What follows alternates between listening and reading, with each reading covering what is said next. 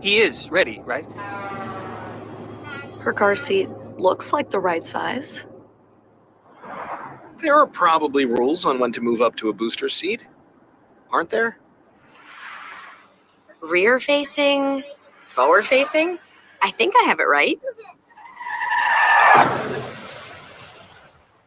Car crashes are a leading killer of children 1 to 13. Are your children in the right car seat for their age and size? Don't think you know. Know you know. Go to safercar.gov/the-right-seat. I know my child's in the right car seat, or else I wouldn't get in the driver's seat. Brought to you by the National Highway Traffic Safety Administration and the Ad Council. You don't usually get a stock tip from a 16-year-old, but I'm here to tell you about a different kind of stock. It's called Better Futures, a stock for social change that's not about making money. Instead, you invest to help students like me go to college. This is beyond a simple donation. It's the opportunity for America to invest in its kids and take an active stake in the future of the country. The return on your investment isn't money. What you get back is knowing you protected our potential. So one day, that potential can grow up to become surgeons and architects, executives and engineers, people who can change the future just by being a part of it. My name is Alicia, and I am your dividend. Invest in better futures with UNCF. Visit uncf.org/invest. A mind is a terrible thing to waste, but a wonderful thing to invest in. A public service announcement brought to you by UNCF and the Ad Council. This is Nnamdi Asamoah. I play football for the Philadelphia Eagles, but what I do off the field with United Way might be more important. I'm a volunteer tutor and mentor. Why? Because over 1 million kids a year drop out of school, and that's not okay.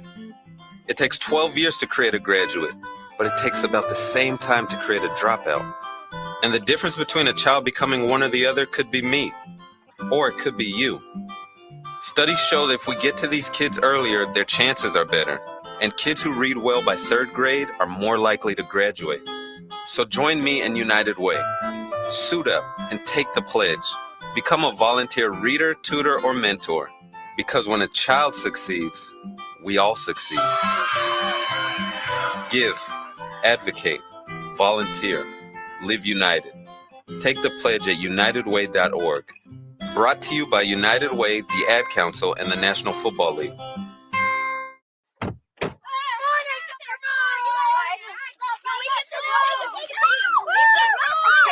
They'll challenge your authority. They'll try to break your will.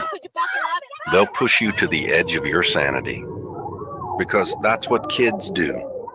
But this car is your territory, not theirs. Defend it. Who makes the payments? Who cleans it? Who drives it?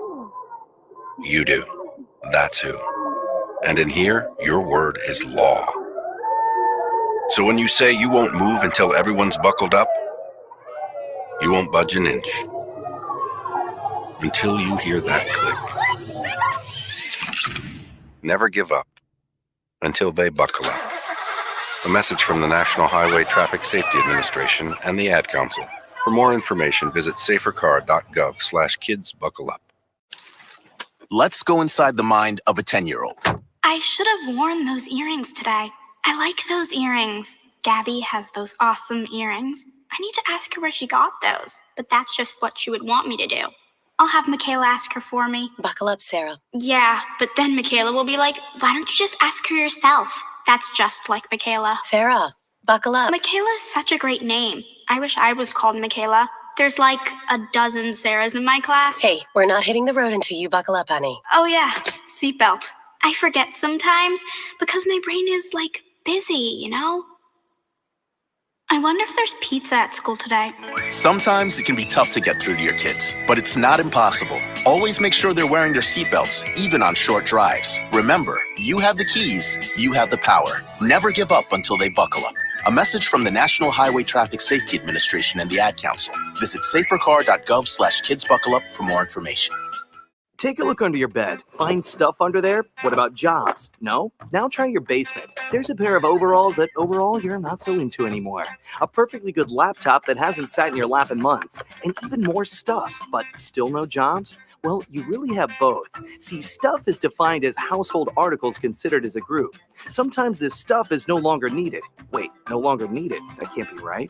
Because remember those jobs you were looking for? Those are really needed, and they're the stuff inside your stuff. Even inside that winter coat that moved with you to Phoenix. Our job is to unlock those jobs, and it starts when you donate your stuff to your local Goodwill.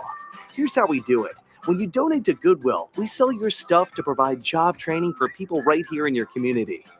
So just by teaming up with Goodwill, you help create jobs. And isn't that worth parting with the leftover keytar from your 80s cover band? Goodwill. Donate stuff, create jobs. Find your nearest donation center at goodwill.org. A message from Goodwill and the Ad Council. It's the Worldwide Sports Radio Network. What are you talking about? No, it's not him. There is only one more. There is only one more. That's it. One more. Get her ass! No! They saw your team put up zero effort. Wake up! Remember in the old days they used to have oxygen for them. Where's the oxygen? Play like absolute just garbage.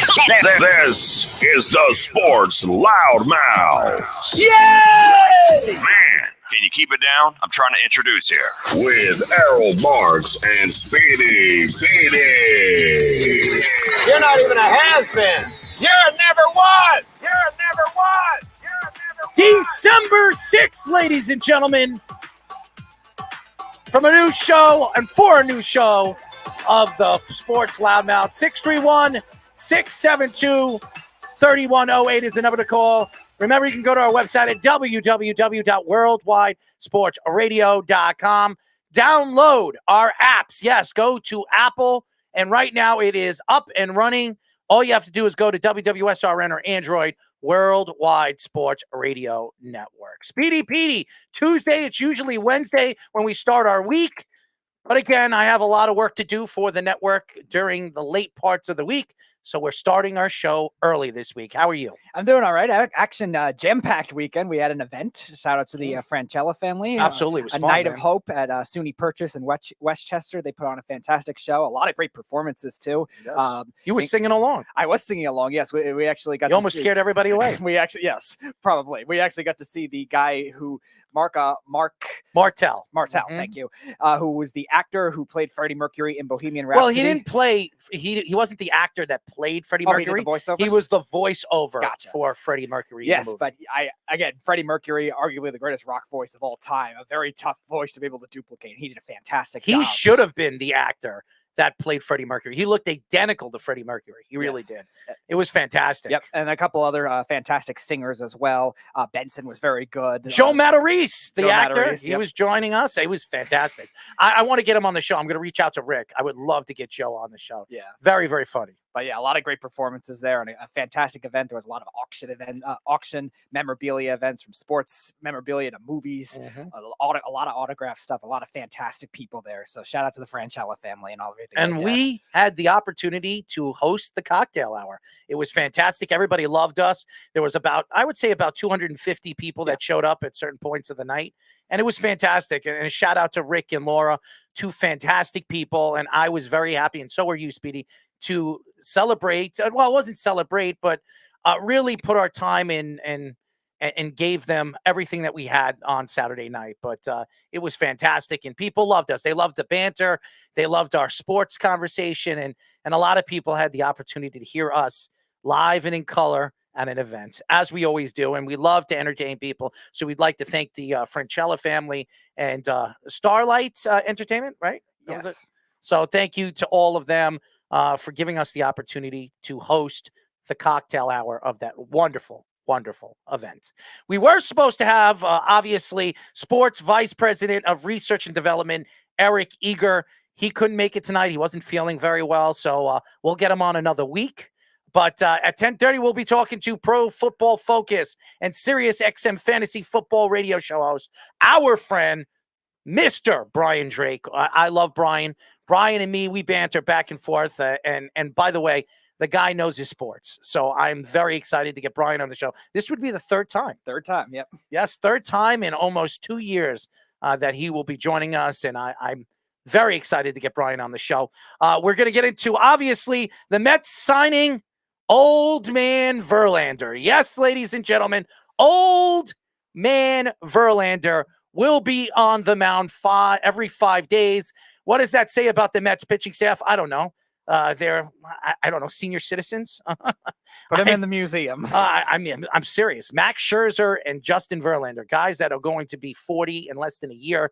I understand what the Mets are trying to do. I understand they were trying to replace their fantastic pitcher in Jacob deGrom, which we'll get into that as well, signing with the Rangers for a 5-year, $185 million contract. But I think going after Justin Verlander and giving him 2 years worth about $85 million was a little outrageous. That's just my opinion. But maybe Steve Cohen's trying to buy the Natural History Museum. I have no idea. But I said this last year about Max with the injuries. He is now older.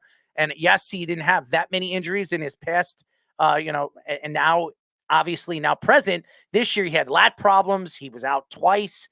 He wasn't 100% going into the playoffs. And you saw his pitching really started to dip in the second half of the season. So I think you're going to see the same with Justin Verlander. I understand he won the Cy Young again this year, but he's going to the National League. And again, he played in the American League all these years. It's a different league. And now there's no shifting. It's a different game. Now, DH will be implemented into the National League rules this year and no shifting. So it'll be very interesting to see how Verlander, accepts jumping from one league to another. So it'll be interesting.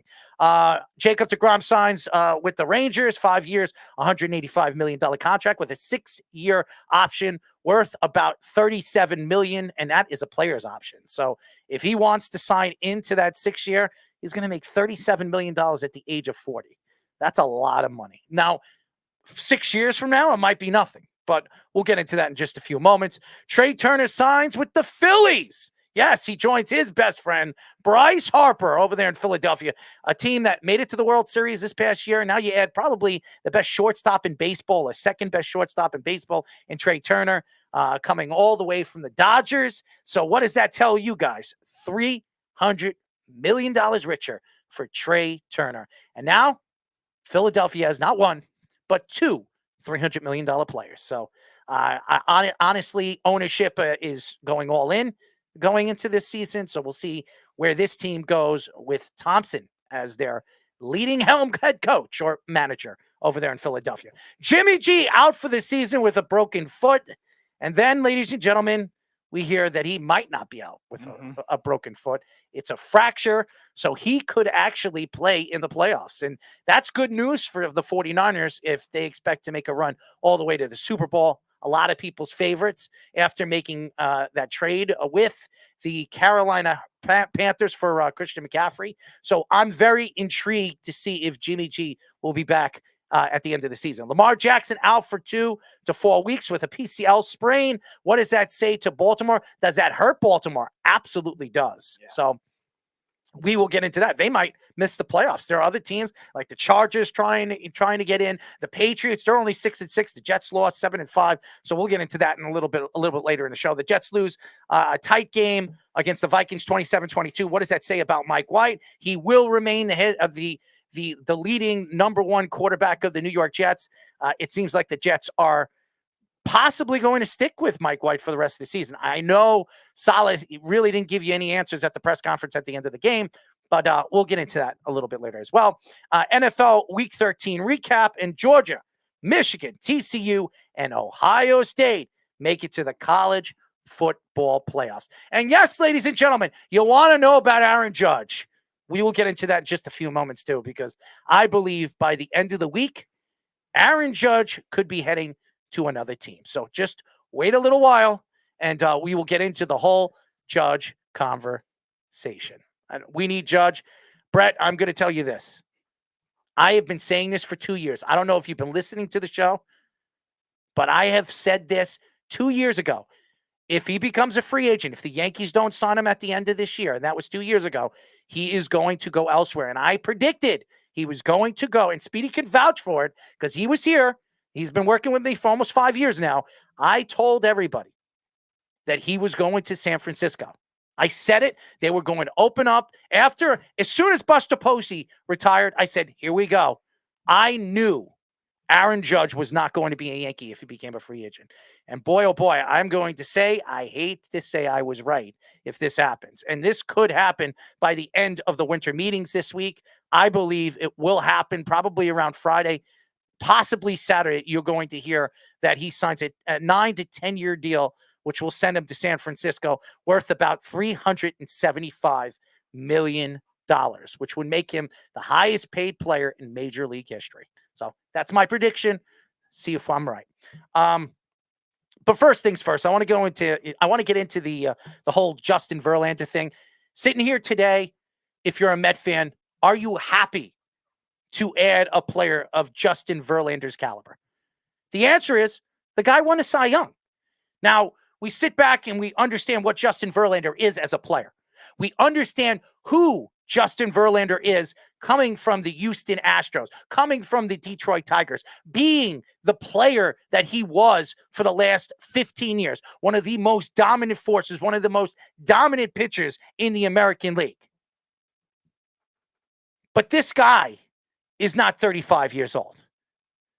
This guy isn't 32 or 33 years old, or Jacob deGrom's age, 34.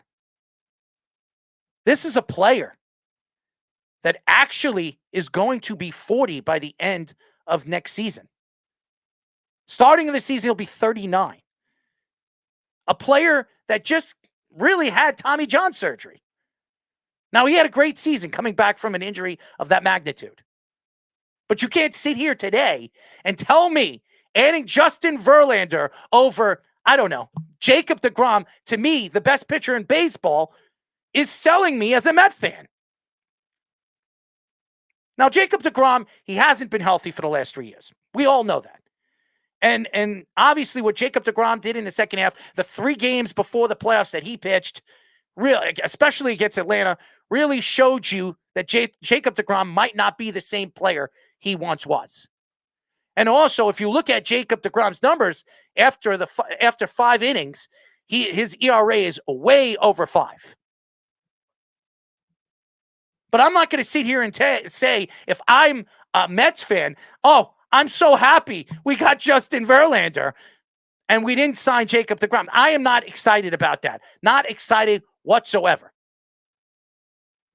Now, you look at Stevie, Uncle Stevie, or whatever you want to call him, Steve Cohen, and you sit here today and you say, hey, Steve, you spent over, $1 billion in the last 2 years. Why would you give a 40-year-old man $86.5 million for 2 years? I don't know. I can spend that money. I have that money. And by the way, it's only a 2-year contract. It's not a 5 or a 6-year contract, which Jacob deGrom signed with the Texas Rangers. And everybody's going to sit here. All the Mets fans are going to sit here today and say, hey, the Mets gave him a good deal. The Mets gave Jacob deGrom the best offer they possibly can. They gave him 3 years, 120, which make him the second highest paid pitcher in Major League history yearly. Honestly, Jacob deGrom didn't want to be here. There were stories coming out. Obviously, a bunch of writers have said that Jacob deGrom didn't want to hang in the He didn't want to hang in the clubhouse. He didn't want to hang out with anybody. He didn't like the New York life. He wants to live on a farm, on a ranch, after the games, and hang out with his children, hang out with his wife. He doesn't want to deal with the camaraderie with the players on his team. Now, I'm going to sit here, and I'm not going to judge Jacob deGrom because he didn't want to be a New York Met. Who wants to play in New York? Who wants to deal with the taxes? Who wants to deal with the crap that's going on here in New York? Not me. Not anybody. But Jacob deGrom has been the face of the New York Mets for the last 7 years. It's not Pete Alonso. It's not Francisco Lindor, who was traded for a couple of years ago. It's not Marte, who they just brought in last year in free agency. It's no one. He was the last of that dominant pitching staff that we thought was league binding, top of the line. When you had the Black Knight, you had Jacob deGrom, you had Thor, Steven Matz. You had 4 of the best young pitchers in baseball that took this team about 6 years to the World Series. 6 years ago. That team is gone. Every one of those pitchers, gone. This organization is rebuilding around who now? The answer? Pete Alonso. And I've got news for all you Met fans. Pete Alonso, it will be arbitrated at the end of this year. If the Mets do not give him a contract by the end of this year, he will go through arbitration, and then when he becomes a free agent a year from now or 2 years from now, he will be gone. Just like Aaron Judge. I have been telling New York fans this, and this only. This isn't the same New York teams anymore. It's not the Yankees where everybody wants to play in pinstripes because of the endorsements, because the money is here. The money, I mean, obviously, George Steinbrenner, the boss, is no longer alive. You have Hal Steinbrenner trying to maneuver contracts and make contracts work so they stay under the luxury tax. And then you have Uncle Stevie. And everybody says, Uncle Stevie will spend all the money in the world. It doesn't matter about money. That's not quite true.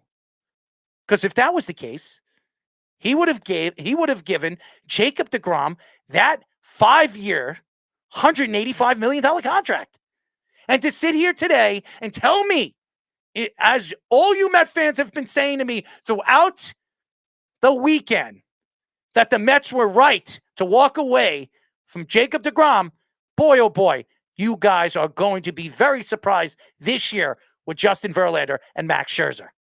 Injury management, you got to make it work, because if otherwise this ancient 40-year-old pitcher experiment is not going to work, because you have all your money strapped into these two, and then Lindor with his big contract, Edwin Diaz getting the highest paid closer money by $5 million.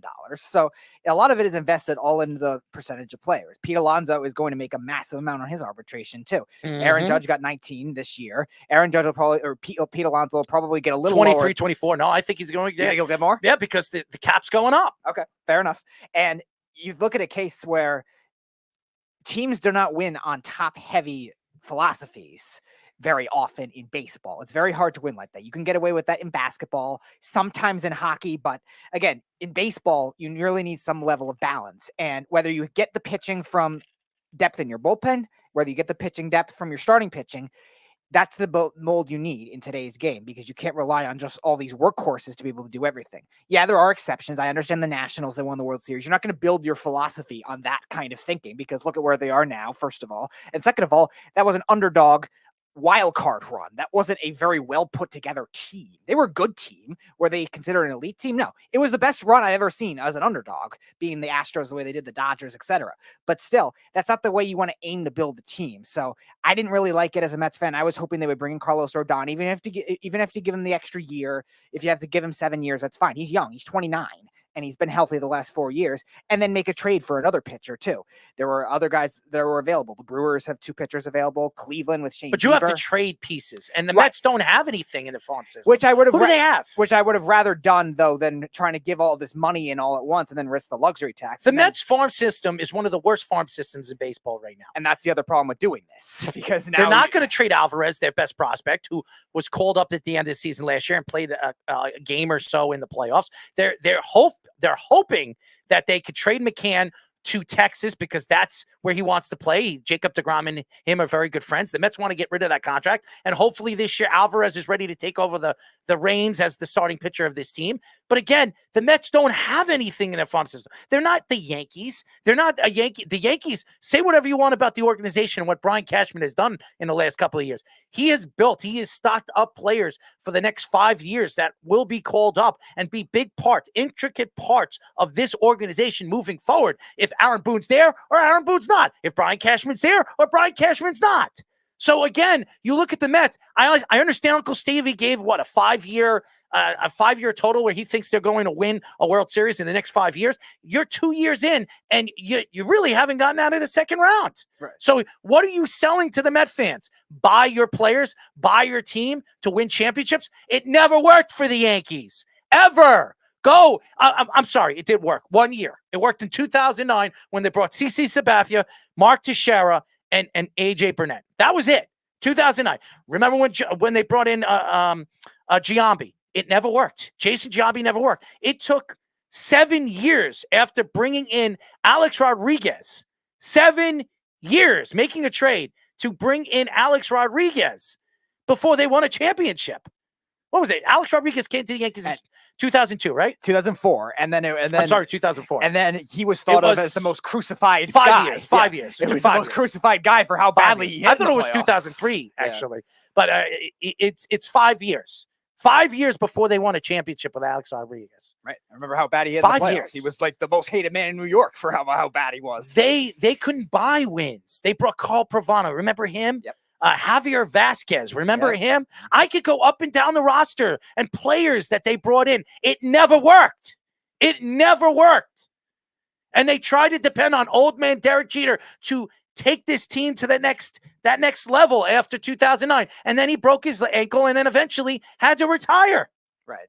And again, this is the philosophy that a lot of these other teams have been trying to get away. General managers have been trying to avoid probably since the 2015 free agency, when you look at a case where veteran guys are not being paid as big outside of the elite for what their past production was. And yeah, the Mets have done it now with Justin Verlander and Max Scherzer. I disagree, Speedy, because how many $300 million players are now in the major leagues? Well, yeah, the elite of the elite. Yeah, but every big star is a $400 million player now. And I think obviously it shows the growth of baseball and how baseball is starting to make a lot more money than they did in the 90s when they went on strike. The baseball, obviously, the TV deals that they have, the endorsements that the major league is bringing in. But again, a lot of things stem up to what obviously Bud Selig did when it came to the steroid era. And now you're looking at baseball as a whole now, and where baseball is starting to lean towards no shifting, the way it's really about your bullpen. It's not about your starting rotation anymore. It's different. The game has changed. It's transitioning. And you look at the game and the money that these players are making, especially at 40 years old. Just look, Max Scherzer last year, he got a 3-year, $43 million a year. I think it was like 136 with all the extras that he could get in the next 3 years. And in the third year is a player option, which he's going to buy into no matter what happens this year, unless he has one of those years where he wins 22 games, which he won't, by the way, because he's not going to pitch as many games because he's not the same pitcher he once was with the Nationals or the Tigers. So you sit here today, is this the right move for the Mets? They had to do something. They had to shake off what Jacob deGrom did to him. And he definitely stuck it right down the Mets' throat. He did. He made sure he let the Met fans know that he didn't want to give the Mets an opportunity to match that. He didn't want to be here. And that tells you, and that's fitting to understand where he believes he should be, and it wasn't New York. Now, let's go into Aaron Judge. A lot of Yankee fans are upset, as well as they should be, okay? But I've been telling Yankee fans for years, don't expect, I repeat, don't expect Aaron Judge to sign an extension if it goes past his first arbitration. I've said it. And it went to his first arbitration. You go through 2 player arbitrations before you become a free agent. Last year, when the Yankees gave him $19 million, he was very upset. It was at the last minute that the Yankees gave him that arbitration money, the $19 million. That pissed him off. As well it should. He's one of the faces of baseball. How many players are 6'8", 280 pounds, can play multiple positions in the outfield, and is a 5-tool player, can hit for average, hit for power, do all the things that you expect him to be, and show on and off the field as a leader, as a fan favorite, as a respectable product for the major league. And then you sit here and you practically slap him in the face and say, hey, you know what? We don't know if you're worth $19 million. But they gave it to him. And listen, Brian Cashman did this before. He did it with Derek Jeter. And I don't know if you guys watched the Derek Jeter documentary with ESPN. Fantastic documentary. Definitely check it out. It's long, but it's worth every bit of the time. If you're a Yankee fan, even if you're not a Derek Jeter fan, like yours truly, I'm not a Derek Jeter fan, but I enjoyed it. I figured things out, and I learned things that I did not know about Derek Jeter and his past as a New York Yankee. But I can't sit here today and say that this is a happy day or a sad day if Aaron Judge doesn't stay with the Yankees. What does this tell me about the Yankees? Here's what it tells me. It's time to transition. They have players in their farm system they want to build around. They have this kid Volpe. They've been talking and speaking about him for months, years. And looking at him as a player and seeing and hearing all the different things I've heard in the minor leagues, this guy could be the real deal. Is he as defensively sound like Derek Jeter? I don't know. Probably not. We saw Pereza at the end of the season. We saw him in a couple of playoff games. I think this kid is one of the elite defensive players we are going to see in the major league in a very long time. Everybody remembers Omar Vizquel? Remember him? Remember how talented a defensive player he was? Ozzie Smith, you remember him? There are things that I saw at the end of the season that really, really stood out to me on how talented this player is going to be, how good defensively this kid could be. Offensively, I don't know. Maybe when Derek Jeter came into the league, he wasn't the best hitter. He really wasn't. It took him a little while to understand what his swing was, and then when he figured it out, he became one of the best clutch hitters in Major League history. I don't know what this team is going to be. I mean, they have this kid, Jason Dominguez. If you remember, they gave him the international money. He was 15 or 16 when the Yankees gave him $3 million. The highest international dollars any team has ever given a player from the Dominican Republic. I think it was the Dominican Republic, if I'm not mistaken. But he was the highest international player to make that kind of money. You know who the second was? Gary Sanchez. Where's Gary Sanchez? Minnesota. He's not a Yankee anymore. Dominguez is a switch hitter, a power hitter. Slowly moving up in the rankings for the New York Yankees, in the Yankees' top 15. I think the kid could be a star. We didn't know what Aaron Judge was going to be. As a matter of fact, I would say about what was it, 10 years ago? They were going to trade Luis Severino and Aaron Judge for an old man. Who's the shortstop? Tejada. Oh, wow. I think it was Tejada or somebody else, or the third. Who's the third baseman on that Baltimore team? Melvin Mora. Melvin Mora. Yeah. It was one of those guys. Could you imagine if Luis Severino and Aaron Judge was traded to Baltimore? I mean, the craziness that would have went on. I mean, Severino probably wouldn't have developed the same because the Orioles can't do pitching. Who knows? But just reading some of the comments here. Yeah, go ahead. Brett Goldstein says, we need Judge opening day Yanks versus Hold on. Cut that. Yep. We need Judge. Why do we need Judge? Brett, what sells you? Well, how about this? What if I was a GM right now, if I was Brian Cashman, what would sell me to give him an not 8, because they already offered him that, a 10-year, $370 million contract? What could you tell me as a GM or an owner of an organization that could sell me to give him more? And the answer is nothing. Nothing. This is a guy, and I love Aaron Judge. He is the face of baseball. He's worth every penny that the Yankees offered him for the 8 years, $330 million. That's it. He's not worth 2 more years on a contract. You can't give him 2 more years. Aaron Judge is going to have maybe 4 more good years. At best. He's 31. A guy his size, 280 pounds.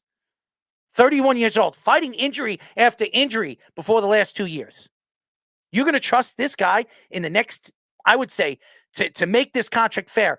the next 7 years or 6 years to be an elite player? The answer is not a chance in hell. There's no way. Now, why is San Francisco doing this? Because now the DH is implemented in the National League. So now when Aaron Judge gets older, they just keep him as the DH and he'll be the everyday DH, just like really Giancarlo Stanton is for the New York Yankees. By the way, the Islanders are getting smashed up right now. Yeah, this is getting out of hand. It's getting it. Sorokin is not looking good in this game. And let me tell you, they haven't looked good in the last 3 games. So they have a lot of explaining to do, this team. But nevertheless, getting back to Judge. I sit here today, and I'm going to say it again. The Yankees are better off letting Aaron Judge go. They're better off. And there's so many reasons why. But the main reason is going into the season, if they don't have Aaron Judge, if they don't, they have a chance to bring up Jason Dominguez. They see what Cabrera is going to be for the whole rest of the season, in a full season, up and playing 162 games. Bring your youngsters up, Pereza. Bring up Volpe. Bring up all your youngsters. See who fits to this team, the dynamic of this team. And then you could still win. You could bring Rondon in. You could bring him in. You give him the 5 or 6 year deal that he's craving for. Then you have another elite pitcher with Garrett Cole and Cortez and Savarino. You have a great pitching staff, and you can win with that. And you have a pretty good bullpen. Everybody's going to say this bullpen was horrible in the second half. That was because of 6 injuries. Yeah. They're going to get King back. They're going to bring back Chad Green. They have other guys that had very good. Who's the kid? The Italian kid. Marinaccio. Marinaccio. He looked really good in the first half of the season. He looked good in the playoffs. Yeah, but he couldn't stay healthy all season. And that hurt them in the second half. That hurt their bullpen. Zach Britton came back, and then he was out again. We all know about Mr. Fastball over there, too. Yeah, he's not going to get a job anytime soon. So this team was really working with no gas, working on fumes. I'm not going to sit here and people are going to sell me that the Yankees need Aaron Judge. Aaron Judge needs the Yankees just as much as the Yankees need Aaron Judge. If Aaron Judge goes to San Francisco, if Aaron Judge does that help his brand? No. What'll help him his brand if he wins a championship with the New York Yankees. Nobody cares about the San Francisco Giants. Nobody cares about the Bay Area. How many championships have they won in the last 5 years? And everybody's going to say, when was the last time the Yankees won? 2009. I bet you guys, San Francisco in the last 12 years, they've won 3 championships? They won 3. 3 championships. And that was the first 2 they ever won in San Francisco. Hold on. Okay. Do you think anybody remembers the years that San Francisco won the World Series? The answer is no. I guarantee you, if you went to 10 fans, 10 baseball fans, 10 legit baseball fans, not even Yankee fans, legit baseball fans, I bet you that the 2009 season, every single baseball fan will tell you when the last time the Yankees won. Everybody. Every one of them. 10 out of 10. And I bet you 5 out of 10 would tell you when San Francisco won their championships. If you're lucky. 5. That tells you where San Francisco is as an organization and where the Yankees are. And I'm not saying that San Francisco is not well respected. They are. But not for baseball. They're not known for the baseball. Not for a long time. It's really the 49ers. San Francisco is, and Golden State, which is based out of San Francisco now. Those are the 2 championship teams. Those are the 2 teams that stand out the most. And by the way, San Francisco hasn't won a championship since the 90s. Yep. But they're bigger. They stand out more than the San Francisco Giants.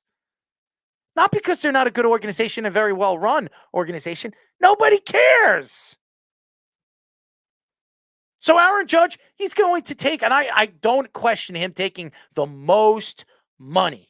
I think he should. Most years, if it makes sense with him, hey, add another year. Make it 11. If you could get another one out of them, make it 12. You'll play to your 48. I'm just joking, by the way. He's 31, so 12 years, he'd be 33 or 32. Yeah, then you're going to have a case of Miguel Cabrera's contract all over again, which What is I'm trying, last year. when I'm 42, I mean, 41, 42. But I'm not trying to make a joke here and trying to make people laugh. Sometimes I do, but I think if you're a Yankee fan right now, you just let him go. You just let him go. You're not, you've been with this player for the last 2 years at the top of his game. He has been healthy. This has been the healthiest he's been since his rookie season, his full rookie season, when he hit 50 home runs. And he should have won the MVP, by the way. I'm going to tell you this. They didn't win the last 2 years. They didn't. Aaron Judge is in the ALCS. His batting average was under 2. Throughout the playoffs, it was 211. You're not going to win like that. You're not going to win with power. It doesn't work anymore. Even when the Yankees won in the 90s, it wasn't about power. It was about timely hitting. Derek Jeter, Bernie Williams, Paul O'Neill, Tino Martinez, Scott Brocious, all timely hitting. That's the problem right now with the Yankees. They don't have any of those guys. DJ LeMahieu can't stay healthy. They bring in Andrew Benintendi. He can't stay healthy. Health has been a big problem for the New York Yankees year in and year out. To sit here today and try to sell me, oh, we need Aaron Judge. We can't win without him. What a crock of you-know-what. By the way, Jeff is on the phone. You want me to put him through? Put him through. Jeff, keep it civil, though. No swearing. I'm always civil. Always. But, I got to give you credit, Errol. You've been on this Judge to San Francisco thing for quite a while. You have definitely hit the nail on the head. And I, for one, think it's a good move that the Yankees distance themselves from all this controversy. I think it's a good thing that they don't sign him, because this report that came out today is despicable. It's unbelievable today what MLB did for Aaron Judge. I think it's disgraceful, and it taints the home run record, and they should ship him to where no one cares, because they hurt the game again this year and tried to help the New York Yankees, and that should not be going on. And I heard a little bit about this story. And again, they have to investigate it, because I don't know what is true and what isn't. They already did. Well, the chart is already out. They sent dead balls to every team. They sent regular balls to every team, but only one team got what they deemed called the Goldilocks balls, which were designed to fly out of the stadium. Where's Roger Maris now complaining about cheating? I can't find him. Hey, listen, Rob Manfred is I'm not a big fan of him. Everybody that listens to this show knows I'm not a big fan of Rob Manfred. I think he is going to lose his job in 2024 when his contract is up. I think Theo Epstein will take over for the MLB, as well as he should. He's one of the smartest executives we've seen that's come into, and because he ran the Red Sox and the Cubs, and he's been a big, intricate part of the growth of baseball now. So I think Theo Epstein would be a great fit over there. But again, looking at the Yankees, Jeff, I think the Yankees should look towards next offseason, where Soto, Ohtani, all these guys are going to be available in the offseason, a year from now. Now, it doesn't mean that will they? I do. I do. But hold on. What you're looking at right now, and what you're looking at a lot of people complaining about, to be fair, and it's not just you with Judge, and I'm not saying that you're really complaining about it, but it's also the Red Sox and their fans with Bogarts and Devers and some of these other people, right? These teams may eventually smarten up and then just sign these guys early, with like what they could do with some of these guys. What the Braves have done. Right, so they don't get into bidding wars, because you're seeing surprising outcomes now. Which, by the way, deGrom going to Texas, I'm surprised to hear you take this position now that you're okay with him going to Texas.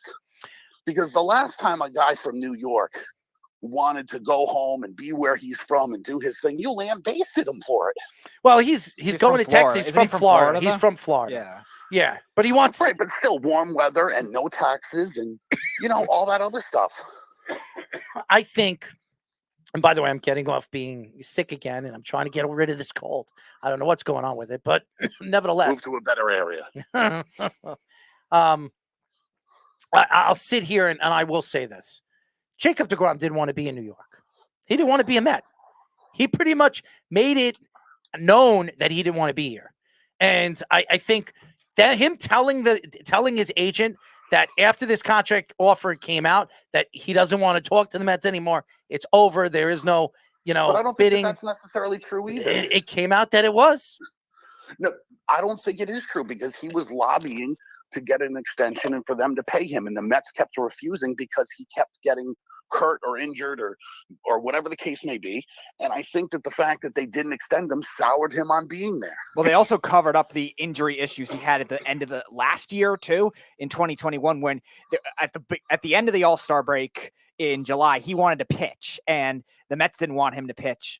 And then after the All-Star break, he pitched in the All-Star game and then they didn't bring him back. The injury was very mysterious. So I wonder if he didn't trust the Mets executives. Now, Epler wasn't there at the time. Yeah, go ahead. Speedy, you're a Mets fan. Uh-huh.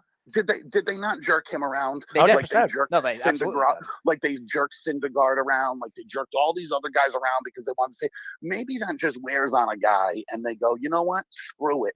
Right. I don't want to be a part of this circus anyways. Yeah, that's the biggest thing I was concerned about with deGrom going back to last year too, because even though it's new ownership well, Cohen was there last year, but Epler wasn't there and a lot of the executives weren't there. And obviously Buck Showalter wasn't there, but there was still a stench within the organization that from that 2021 season, the way they handled it, that maybe Jacob deGrom was thinking, okay, the Mets are going to have to give me a lot more than I am getting from these other teams, like maybe $5 million more a year for me to stay here type thing. Now, I personally thought he was going to go to the Braves, but Texas gave him the 5-year deal and they gave him a 185 deal, which I think is a lot. I think 37 a year is a lot, but still the Mets would have had to probably go even more than that, which the Mets in their current position, I mean, they're pretty tight to the luxury tax and don't have a lot of depth beyond that. They lost 7 other pitchers in free agency. But it's not even just that. I make this argument all the time. And by the way, both of you make this argument all the time. Mm-hmm. The years. Do you want to, like, you're saying Verlander's a terrible deal. I think it's a very good deal. Okay, you're paying him a bunch of money. A lot of people are getting paid a bunch of money right now. Let's not haggle over $1 million or $2 million extra a year or whatever. The difference between 43 and 37, who cares about that $6 million a year, right? But it's only 2 years for Verlander with an option for a third, or 5 years with deGrom. And deGrom's arm could fall off. deGrom, hold on. deGrom is 34 years old, and deGrom hasn't pitched in 3 years. So honestly, he's hurt every year. That's fine. I'm going to take a shot with a guy that's hurt every single year, who when healthy, he's the most dominant pitcher in baseball. Then a guy, yes, he won the Cy Young this year. He also played on the Houston Astros. He played in a division that's pretty damn easy. Look how many teams that they have to play. Right, but I don't want to hear that excuse either. But it's true. It's true. It is true, but you also make the exact opposite argument if the guy's name happens to be Chris Sale. And you go, oh, they paid all this money. It's not worth it. He keeps getting hurt every year. Chris Sale plays in the American League East. Hold on. Chris Sale plays in the American League East, the hardest division in all of baseball. Where you have to play the Yankees, you have to play Tampa, you have to play the Blue Jays. Hurt is hurt, and the money is money. I understand that. So if it's not worth it, and Chris Sale playing his no games a year, or 2 games he played this year. Let me ask you a question. Before Justin Verlander went to Houston, what division did he play in? The AL Central. And how bad is the AL Central? At that time, they were pretty good. Come on. They weren't. A couple good years. Yeah, a couple good years. I mean, who? Cleveland? They were all right. The Royals and Cleveland at the time. The Royals won a World Series. Yes, they did. Yes, they were a very good defensive team. Indians were they were. The Guardians or India. Can we call them the Indians? Yeah, the Indians then. They were. Yeah, of course. Yeah. Okay, so the Indians were good.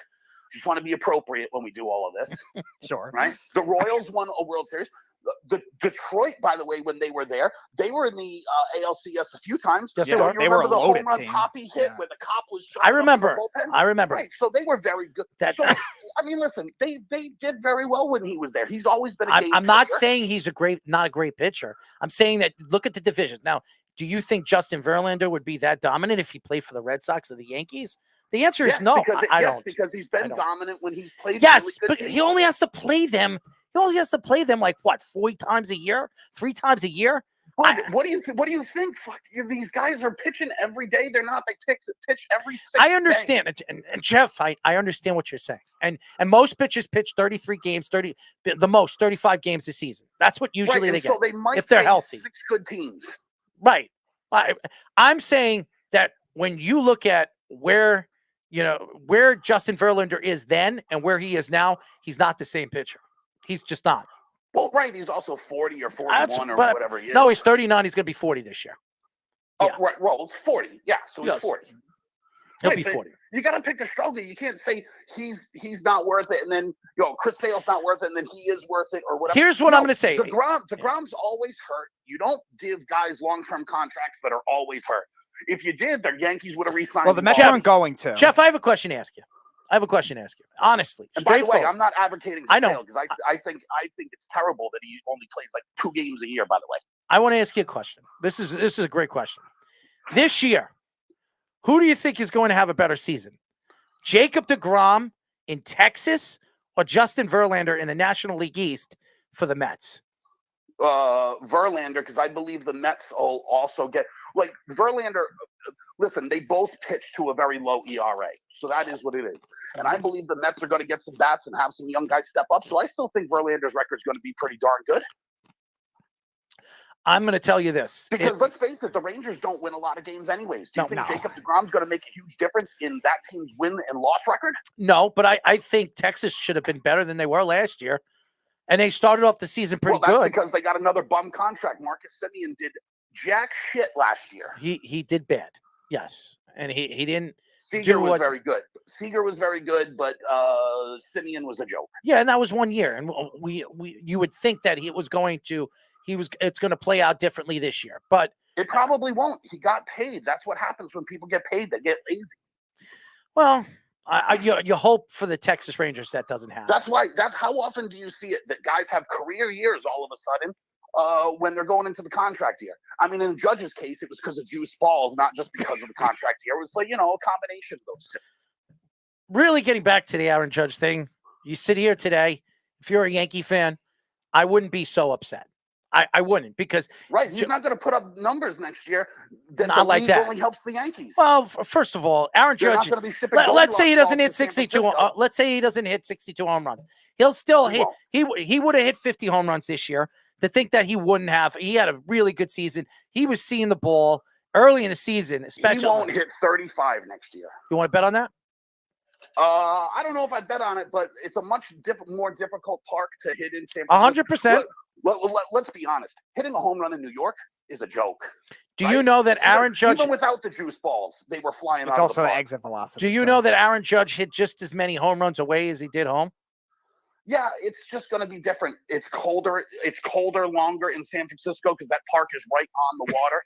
That water is very cold. Yeah, they're one of the biggest pitchers parks in baseball. That's what I'm saying. But this is the same argument that we had, by the way, just to be clear about this. This is the same argument exact same argument that we had about the pitcher that you got from Oakland. You were like, he's going to be dominant, and then he sucked. The Yankees obviously didn't do their due diligently, because if they did, they should have known that Frankie Montas was not 100% healthy. His shoulder wasn't 100% healthy. His head wasn't. Hold on, his head wasn't even in the game. His aunt or somebody, one of his closest family members, died a week before he was traded. So his head wasn't in the game. Now, do I think Frankie Montas is going to be a huge pitcher for the Yankee this year? Only time will tell. This guy was up for a Cy Young. What was it, 2 years ago? He was a top 5 candidate for a Cy Young. But there's a flaw in your argument. Besides, I know he played for the Athletics. I know He pitched in the Coliseum, which is notoriously, I don't know, maybe the hardest park to hit in the league, in either league, American and National. I don't know, Speedy, what would you say? I would say it's a tie with that and the Giants. I think those two are okay. So there maybe we are. Detroit too as well. They have a big he park. pitches in the most pitcher-friendly park in the country, and then he's going to that bandbox where they're handing out Goldilocks balls, and it's a joke to hit a home run. Yeah, I would say numbers aren't going to translate. I think the Marlins have the biggest park, and then the Athletics are second in terms of just overall dimensions. In terms of a raw pitching park, it's probably either the Athletics or the Giants, number 1 and number 2. Right, and listen, I'm not knocking you for thinking that Montas could have been good. That's not what I'm doing. We've had this conversation. His numbers just aren't going to translate. If he's pitching to a 2 ERA in Oakland, well, he's probably going to a 3 ERA in New York, where it's easier to hit home runs and score runs, right? Yeah. So the numbers aren't the same. So if Judge is a 50 home run hitter in a place where you can piss over the fence, he's probably not going to hit 50 in San Francisco. Again, I don't know what he's going to do next year, if he goes to San Francisco or not.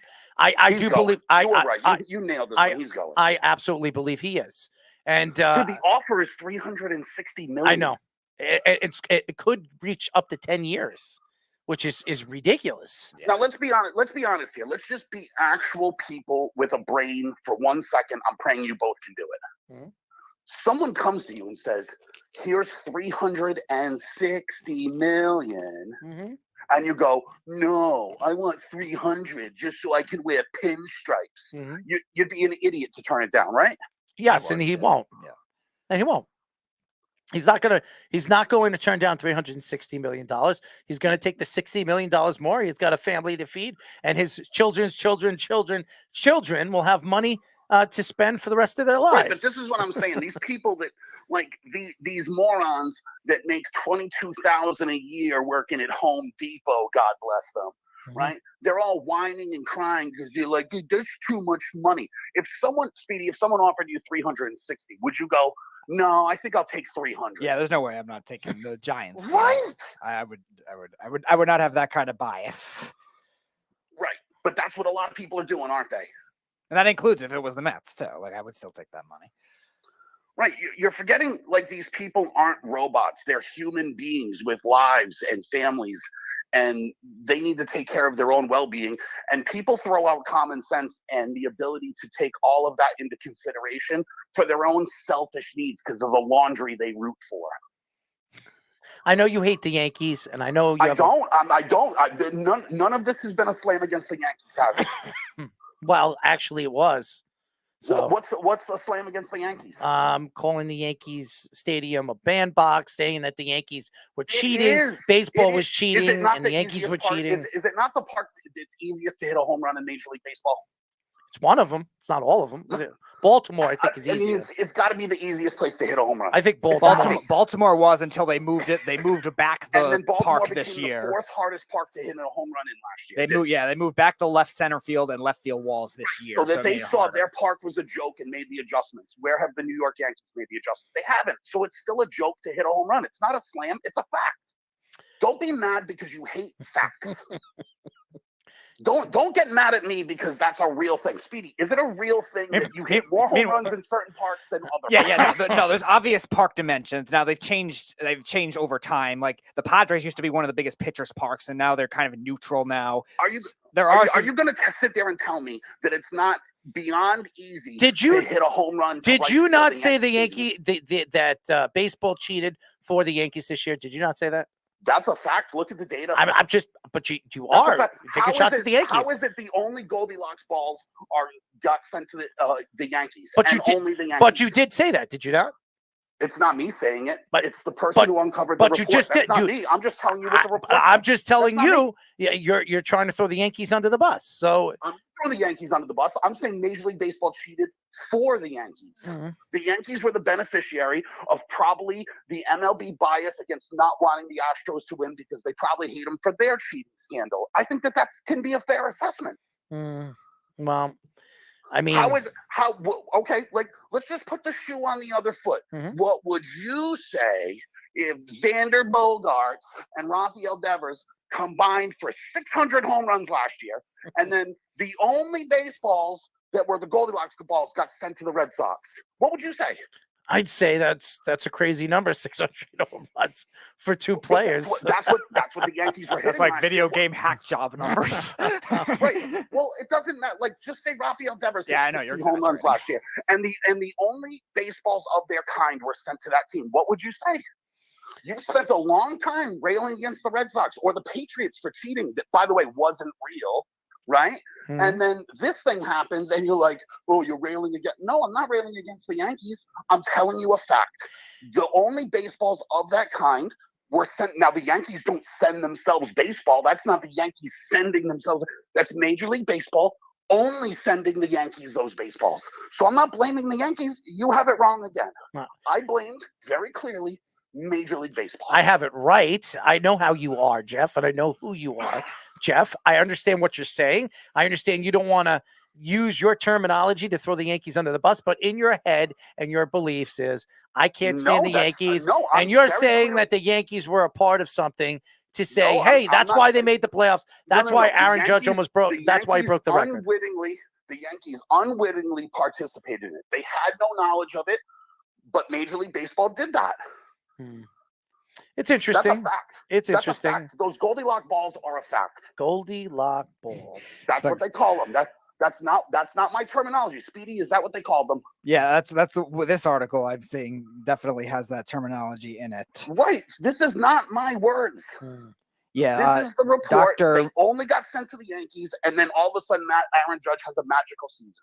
Yeah, it was Dr. Meredith Wills that coined the term, and she was a baseball research award-winning astrophysicist and did the study. Yeah, that was the terminology that they used for them. It was a third type of ball, and right. She called it that, yeah. Right, so I am not saying the Yankees cheated. What I'm saying is Major League Baseball did this. Listen, we all agree. Let me ask you a question, Jeff. Let me ask you a question, Jeff. If the Yankees didn't have baseball looked the other way when McGuire and Sosa were taking steroids, they looked the other way for those guys, right? Why is this not the same thing? It's interesting. I definitely want to look more into it. We'll speak about it tomorrow on the show. Speedy's giving you the doctor. This is just one article. There's going to be more that comes out. I'm going to read more into Goldilocks balls, those aren't my words. I'm just telling you. All right, I got it. I'm going to read more about it. We'll read more about it, and I will talk about it tomorrow. Jeff, thank you for calling. But I'm just saying, if Rafael Devers had done that, and those balls had only been sent to the Red Sox, what would you be honest now? Try to be honest. I wouldn't be happy. I wouldn't be happy. No, it sounds tainted for any team. I wouldn't be happy. Right. So where's Roger Maris now? Roger Maris dead, obviously. But where's Roger Maris Jr.? Where Roger Maris Jr. went on this tour, knocking Bonds and his record, and it shouldn't be a record, and Judge gets the. Where's Roger Maris Jr. now? I don't know. Drag his crusty ass. He's probably still worn out from that whole tour. Jeff, thank you. He's on vacation. We'll talk, Jeff. And thank you to the San Francisco Giants for saving my season. I appreciate it. Saving a season? Wow. I don't know. I don't know what that means. How did the San Francisco Giants save a season? Who knows? What? Getting Judge? I mean, maybe he had money on it. I don't know. Does that mean that the Red Sox are going to win the World Series? The Red Sox have a chance to go from 4th to 3rd. I don't know. I mean, the Yankees. The Red Sox are always the weirdest team. They're like really bad one year, and then they'll be great the next. The Yankees are still. By the way, this Islander game is just ridiculous. So it was 5-1, and then it's 5-4. It was 5. It was 5-4. And then they scored 2 open nets, and now it's 7-4. Oh, damn. Well, I mean, the over in this game definitely 11 cashed goals in this game.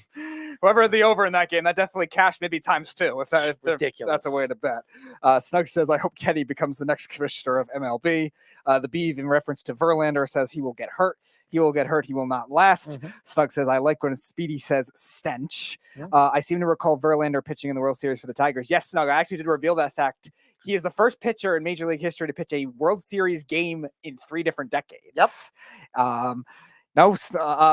Fine. I could do the tattoo thing next year, too. I'm not optimistic with the Mets, but sure. I guess we could roll with that. He does make a good point about Cincinnati. Cincinnati might be the top bandbox in baseball. Yeah, that's a fair point. They very much could be.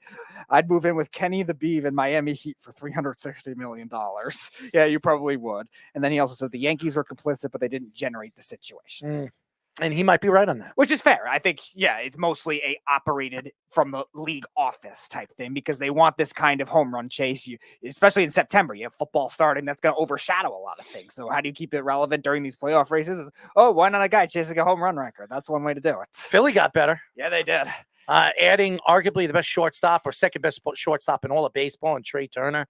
And I say he's really the first because somebody in San Diego was suspended for the season. Yep. A lot of people thought he was number one. And then, obviously compare and contrast some of the top shortstops in the league. I think he's the best all around. And apparently the Padres offered him more too. They did. Yeah, they did. And he wanted to go and play with his friend, Bryce. Right. Bryce Harper and him, if you don't know, Bryce and him are very close. They're very good friends. And I mean, when you look at the contract and the amount of money that he got on this deal, it makes sense. And to me, he took less money to go to Philadelphia. 11 years, $300 million. Also, Trae Young is what, 29 years old? 29 years old. So he's still young. He's still in the prime of his career. I would say 6 or 7 good years. The guy can hit for power, but he's not even a power hitter. He hits for average. He's a 5-tool player. He steals bases. He's a gold glove guy. He can do everything.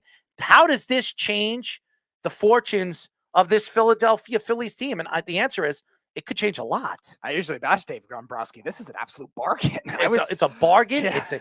It's a deal. Bryce Harper definitely was involved with this. Oh, of course. He definitely reached out to Trey.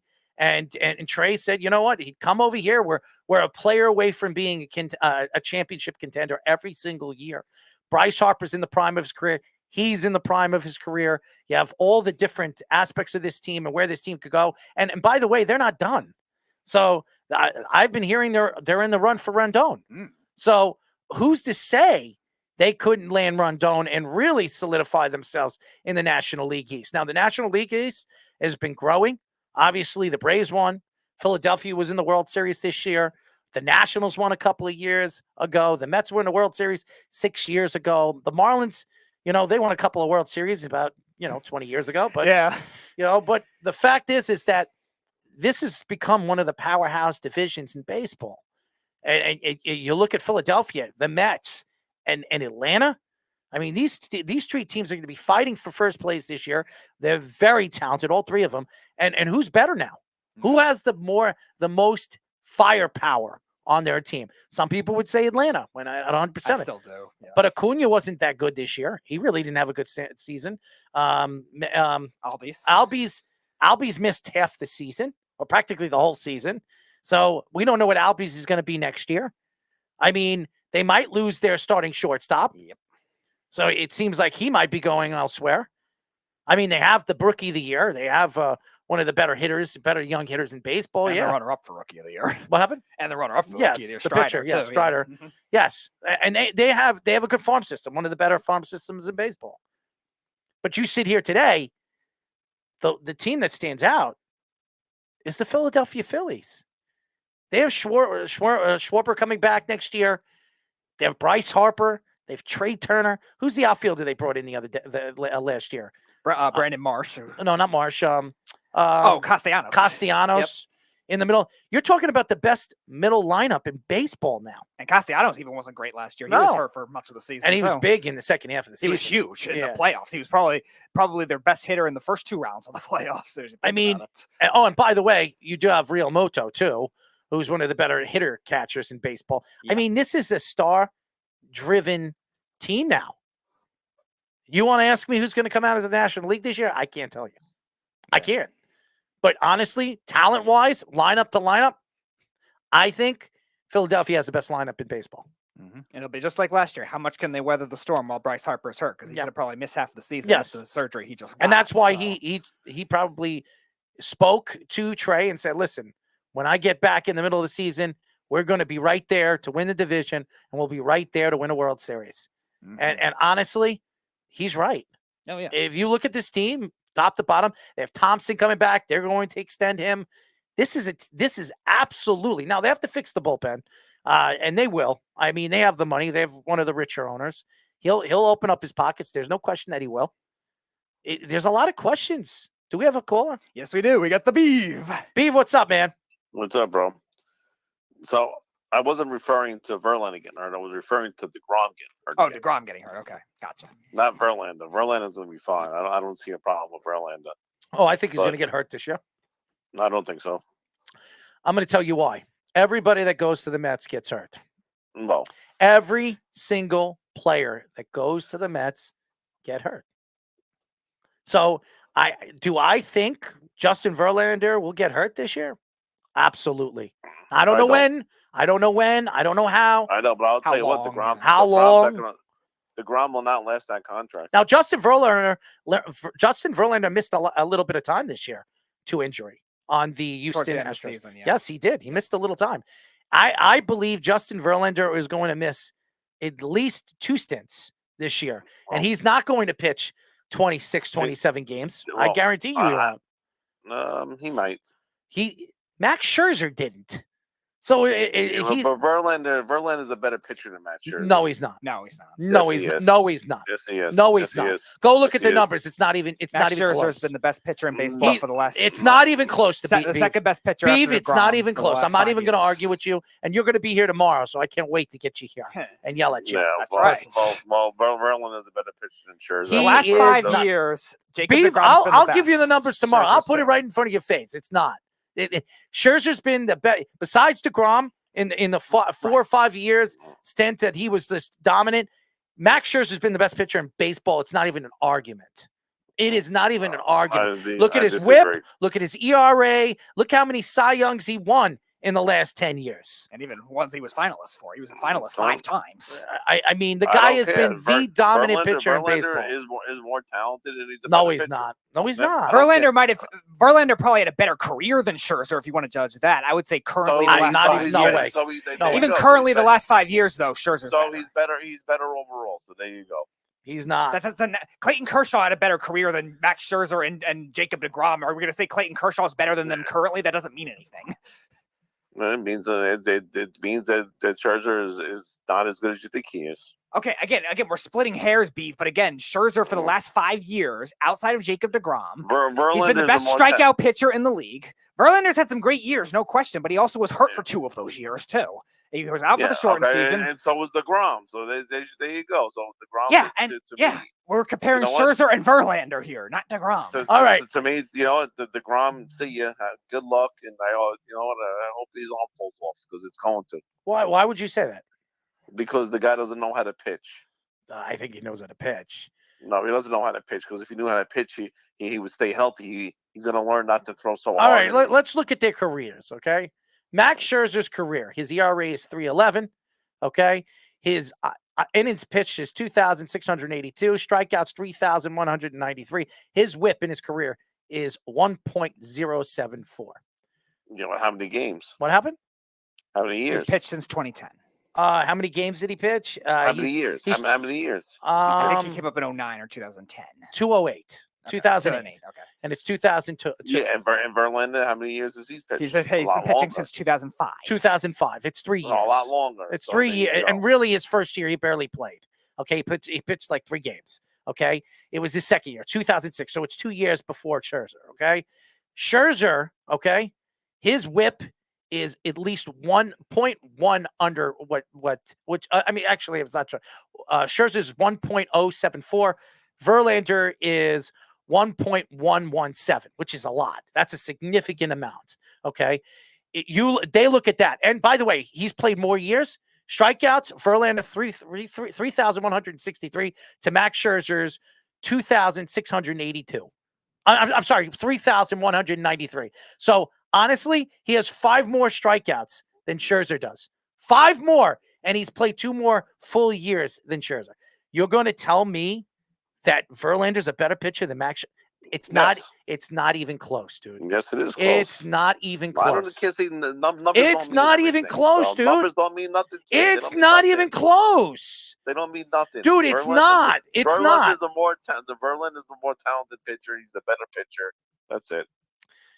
It's not even close. Numbers mean shit to me. He's not. He's not the better pitcher. It's Beef. He is the better. He's not. I just showed you. That means nothing to me. More dominant seasons. Who's more dominant seasons? How Who has more many? championships? How many Cy Youngs Verlander. did Justin Verlander have? Who has more championships? How many? Verlander. Please don't get me started with that. He was part of that cheating team. They both have 3. They have. Scherzer has 4, I think. Scherzer has 3. You sure? Yep. Because it shows me over here. 3 times Cy Young. I'm He was a trying to look finalist. over He was a finalist. He was a finalist 5 times. 7 times actually. Or no, 5 times. He was a top 5 finalist 7 times in his career, and won it 3 times: 2013, 2016, and 2017. Verlander won 3 Cy Youngs and was a finalist. If you look at these numbers, they're not even close, dude. They're not even in the prime, of Verlander's career where he was at his best. They're nowhere close to Max Scherzer. Verlander's the better pitcher. So that's it. Nothing's going to change my mind. On what merit? I don't You're care wrong. what you throw at me. The eye test. That's The my eye test. The eye test. My eye test. Scherzer has the best stuff of any pitcher. How many championships does Verlander have? Does he have 2 or 3? He has 2. How many championships does Scherzer have? I don't remember. He has 1. Okay. So he has 1 more championship. And by the way, this year, really in the playoffs, Verlander did not pitch well in the World Series. Actually played like crap. Okay.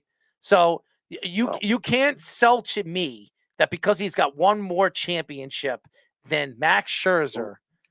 In my eyes, Verlander is the better overall pitcher. He's not.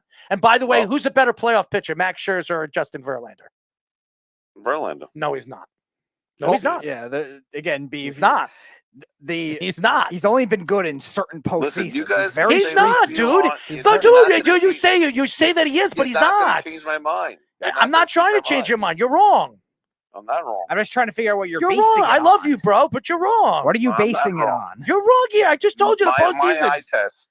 Your eye test So doesn't you think tell Justin me. Verlander has better Oh, stuff? my God. Just solely on that. Yes.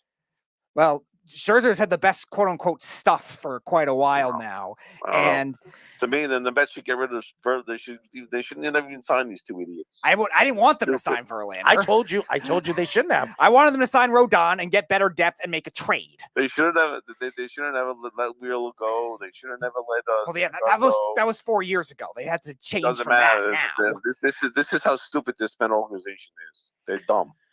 Well, the Met organization had to They're make a choice after losing Jacob deGrom because he didn't want to be there. They had to make a choice. They should have freaking paid. They should have just paid him. I agree with you. I think they should have paid Jacob deGrom. I absolutely believe you. But on the flip side, it's not worth paying them because the guy can't stay healthy. Again, I'm going to trust a 34-year-old Jacob deGrom to a 39-year-old Justin Verlander. You'll see. He'll do the Tommy John surgery. You'll see. Really? Yeah, he wants. I think he wins a Cy Young in the American League this year. No way. Nope. I do. Look at the division he's in.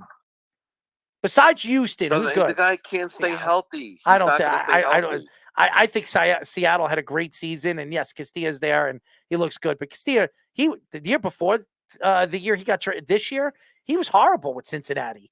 He has to do it consistently. I want to see Castilla do it consistently, year in and year out, before we talk about what we think Seattle is.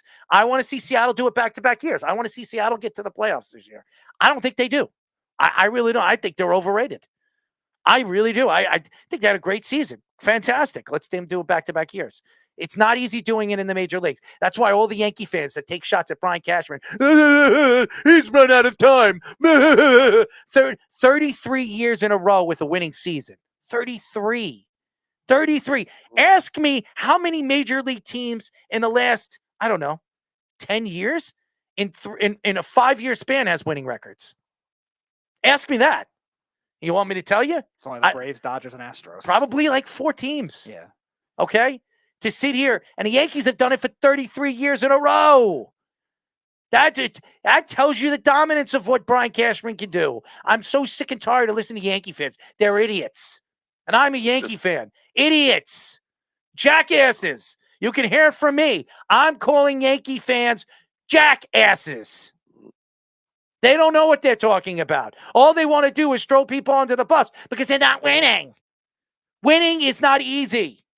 It never was. If it was, me and you could play in the major leagues and hit home runs like Aaron Judge and whatever they called the Goldilocks balls. Maybe they should give me, even if they gave me a Goldilocks ball, I'm not hitting 62 home runs. It's ridiculous. And I'm not going to sit here and cry a river on where my team is. It is what it is. And honestly, Max Scherzer is a better player and a better pitcher than Verlander. No, I don't think so. But and the Mets are going to have a horrible season this year. You watch. Oh, I think the Mets make the playoffs. I do. Nope. I do. They don't even make the playoffs. Oh, they'll make the playoffs. Wow, you don't even think they'll make the playoffs? Nope. They will win. Here's my prediction. I think the Mets win a little bit under 100 wins. I'm going to say 98, 97. I don't even think they get to 80. I do. I think Really? I think they win 98, 97. They have no hitting. They have no bat. Their hitting lacks a little bit of no power. bullpen. Yeah, Who's well, in yeah, their we know they bullpen? have no bullpen. Yeah, they have to really. Here's another prediction. Dart throws on. Here's another prediction. The Philadelphia Phillies, the Atlanta Braves, and the Mets make the playoffs this year. No way. All Mets- three of them. Mets do All not make the three of them playoffs make the. at all. Dude, there's Nope. no way the Mets don't make the playoffs. There's no Brandon no Nimmo way. is not going to be a Met. Here's the only way That's not gonna matter. Here's the only way they don't make the playoffs. If It is Justin, not gonna matter. the only way is Justin Verlander and Max Scherzer get hurt at the same time. That's the only way the Mets don't make the playoffs. After that, they have no other good pitching. They Beef, have let me nothing. ask you. Oh, they're not done. The Mets aren't done. So who leapfrogs the Mets hypothetically of teams that missed the playoffs last year? Who would replace the Mets in the playoffs? I would have to go. So with the it would be the Giants, Diamondbacks, Rockies, Brewers, Cubs, Reds, Pirates, and then the Nationals and the Marlins. So who replaces the Mets in the playoffs? I'm just curious who you're thinking is. I would have to look at it right now. At this point, I just named you all the teams, Beef. I have to go to detail and look at everything. Here's my detail. Those three teams are making the playoffs. That's my Nope. detail. I don't have to look at the detail. I'm telling you, fact. All three of those teams will win 95 between 95 and 105 games. That's what I think. They have two old pitchers and they have no hitting and no bullpen. So the Mets aren't done. If you think the Mets are done, you're crazy. if the Mets stick with this roster that they have, They're not done. Their hitting is not as bad as you think. They're going to add. It's They're atrocious. absolutely going to add another bat to this lineup. Here's a name that you're going to be looking at. Bell. He just signed today with Cleveland. Oh, did he just sign with Cleveland? He signed with Cleveland today. Wow, I didn't hear about that. Yeah, that came out about 6:00 today. I didn't know that. Yeah, that was new to me. No, that goes out there idea. So well, there are other players out there that are pretty good hitters. So I don't think the Mets. Yeah, DH types are easier to trade. There's a lot of good bullpen. Yeah. There's nobody to protect Alonso. You can pitch around him. But again, you look at the rest of the lineup. I agree with you on the bullpen. They lost a lot, so it's going to be very hard for them to replace that. But the hitting, they had a lot of guys that were either injured or just had down stretches. The talent is not bad. What makes you think that's going to change? Because the talent is not bad. Escobar's a good hitter. He was bad with runners in scoring position in the first half. Canna is a very capable hitter. Marte had a good year until he got hurt. They have guys. Canna stinks. Canna's horrible. He's not horrible. He's horrible. He was one of the better on base percentage guys in the National League in the first half. Right Second now, half, he fell off. I agree, but lose another bat, and this team is trash. Okay, Nimmo, this was his first complete all-around year. Cohen is teasing the fans. Oh, I'm gonna do this, I'm gonna do that. What has he done? He's done nothing. Okay, this is the two things they're gonna look for: a catcher, maybe a defensive type catcher. If Alvarez, you have to isn't respect ready. the beef. You have to respect him because even though he's a Met fan, he's just telling you that he just doesn't think the Mets are any good. You can respect him. I disagree. I'm not saying they're not going to disagree. Get worse. They're not going to win 100 games. I agree with you on that, but it's hard for me to believe unless three of those teams I just listed get better. They're not even going to win 80. The Mets are going to miss the playoffs. The National League has a lot of really bad teams right now, and a lot of the fringe contenders, like the Brewers, are trading pieces. Yep. The Diamondbacks, another one that's kind of a fringe contender, might trade pieces. Like there's a lot of teams. There's a lot of horrible teams. The Nationals, Marlins, Cubs, Pirates. These are all horrible teams. And honestly, if you really look at it, the National League has really only 5 good teams. That's it. 5. The American League, 4. 4. All the other teams that make the wild card games, they're not expected to do anything. Cleveland's a squeeze-in team. They're nobody's scared of Cleveland. Really, nobody. They have a good manager. They do. They have one of the better managers of baseball, very well run, and they're very good. They always are a very good pitching staff. Always. And pitching helps you win with the bullpen and the regular. But in the playoffs, they don't get any hitting. And if you can't hit in the playoffs, no matter how good your pitching is, you fall behind, you never win. And that's why Cleveland's never going to win, because they're never going to go out there and spend money. So they're hoping that their players are going to go out there and hit and give them the runs that they need to win. Well, that's something the Mets can't do. So. Well, but the Mets have talent. The with Mets the hitters. offense They just need the approach. The Mets ranked. First of all, the Mets offense was ranked in the top 10 this year. So to say that the Mets offense isn't good is ridiculous. It's right. They had what, the fourth best power hitter in wouldn't have baseball blown- on their team? They wouldn't have blown the lead for the division last year if the Mets offense was that good. All right, Francisco Lindor. He wasn't an elite player at his position this year? Defensively, but hitting wise, no. Oh, he was a good hitter this year. I hate Francisco Lindor. He was a good hitter this year. He was better. He was better than he was when he first came. Yes, but yeah, that's not saying much. He had a bad 2021 and a bad 2020. Beyond that, he's been a consistently good, well-rounded hitter. That's a switch hitter and can steal bases. That is a top 5 shortstop in baseball. Francisco Lindor, 630 at bats, 170 hits, 26 home runs for a shortstop. Batting 270. 98 runs, 107 RBIs, 16 stolen bases. Yeah, on base percentage 339, slugging 449, OPS almost 800 for a shortstop. Those are pretty good numbers, bud. Yeah, Those are pretty good numbers. 270 is not good. Yes, it is. It's not a bad batting He's average. a career 270 hitter. Last year, he was batting 215, 220. What do you consider a good batting average? I'm just curious. His career is a 277 hitter. A good average of probably 290. Oh, come on. All right, that's a little harsh. I would be worried if he was under 250. If he's not, and he still has those types of RBI and power numbers, then there's no reason to be concerned. Plus, he plays good defense, like you said, but plus he steals bases. That is a top 5 shortstop. I'm not worried about his defensive stealing bases. I'm worried about his hitting. All right, we just gave you the numbers. His numbers are good. I'm not saying he was a career year, All right, but it's still good. 630. He's hitting hit better when he was playing for whatever. For Cleveland. Okay, yeah, he had some better years, but not a lot. First of all, he's a career 277 hitter. He had one good year. It was his rookie season where he hit 313. Here's his numbers for his whole career. 313, which, by the way, he only played 99 games. 301, 273, 277, 284, 258, 230 last year, and then 270. This was his 4th best season when it comes to batting average. Hey, Beav, let me ask you a question. Who won the National League MVP? I don't know. All right, it was Paul Goldschmidt. Francisco Lindor had only 8 less RBIs than that. He had a good season this year. He definitely was. Definitely was. He was tied for 5th in RBI. Only Aaron Judge, Pete Alonso, Jose Ramirez, and Goldschmidt were above him. And he's a shortstop, by the way. That tells you a lot about him. I'm just saying, it's not always a numbers game, but again, you have to look at the numbers when you're trying to compare and contrast what he did. I'm just saying that this team, they can't hit. They proved they can't hit as a team. Yeah, they proved they couldn't hit the last 2 weeks of baseball. That was it. They were a good hitting team practically the whole season. That doesn't mean anything. Actually, going into the All-Star break, the Mets are the hottest hitting team in baseball. Yeah, okay, and then they went downhill. They didn't go downhill. Their last month was bad. Their last 2 weeks going downhill, was not good. It wasn't good.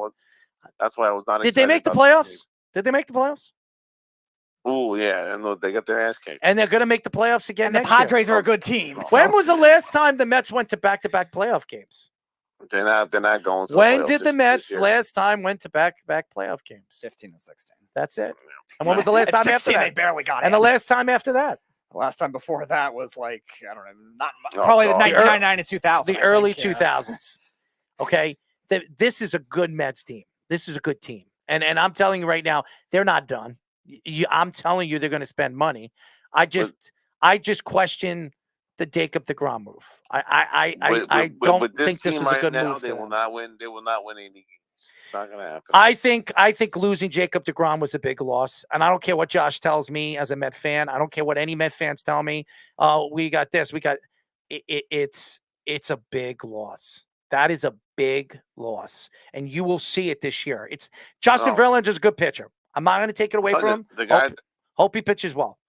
I don't think he's going to have the year he did last year. One with Houston, because Houston's a better team and a way better defensively than the Mets ever were.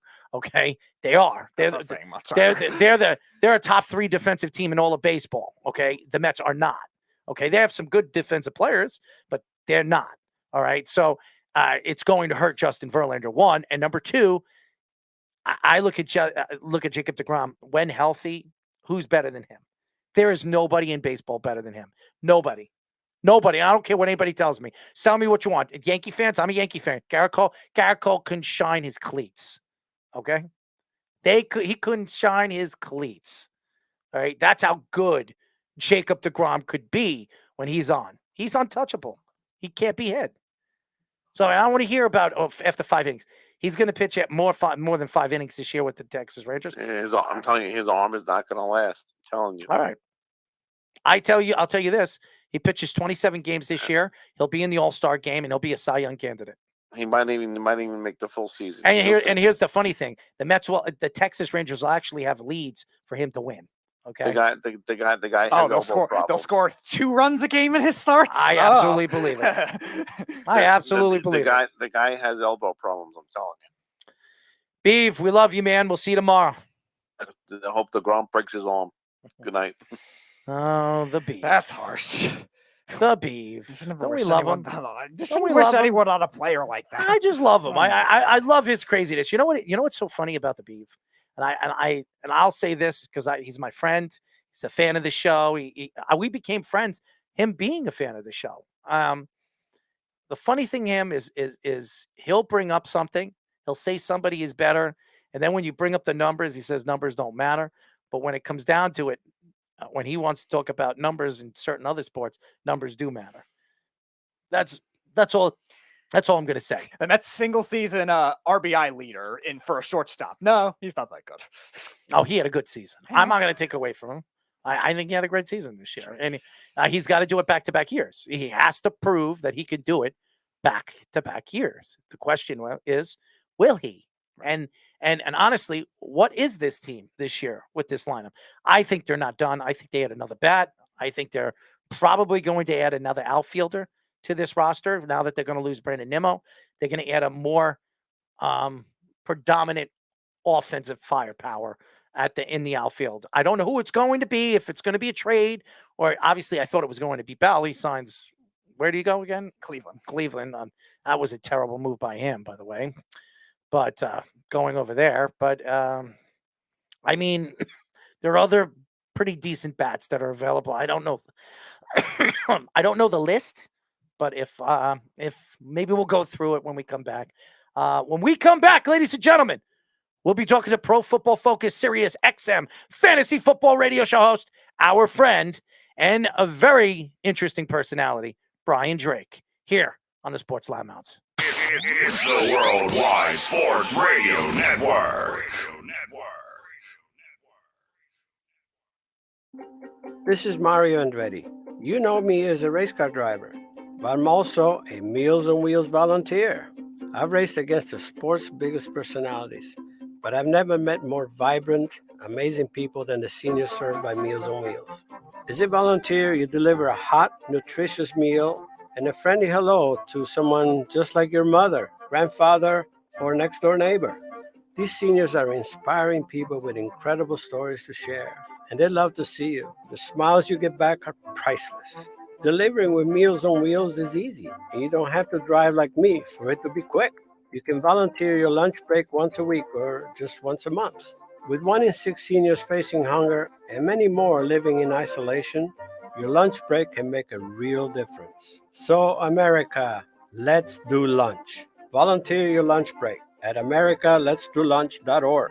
This message brought to you by Meals on Wheels America and the Ad Council.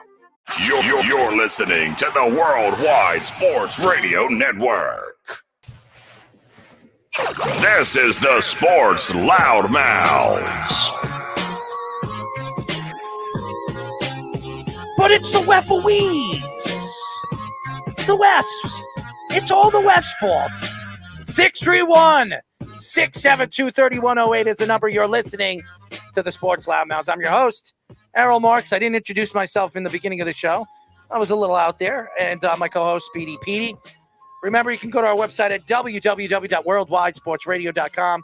Download our app on iOS, WWSRN, or Android, Worldwide Sports Radio Network.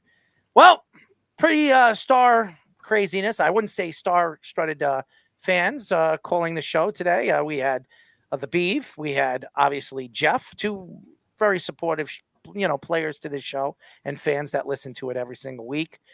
Thank you to them. I want to apologize to the fans. At 9:30, we were supposed to have, I guess, what is it? Sumer Sports Vice President of Research and Development, Eric Eager. He is not feeling very well, so we're going to move him to another week. So Eric will be joining us, but we do have a very special guest. And when I heard he was coming on the show tonight, I was like, oh, we have somebody that actually knows his stuff.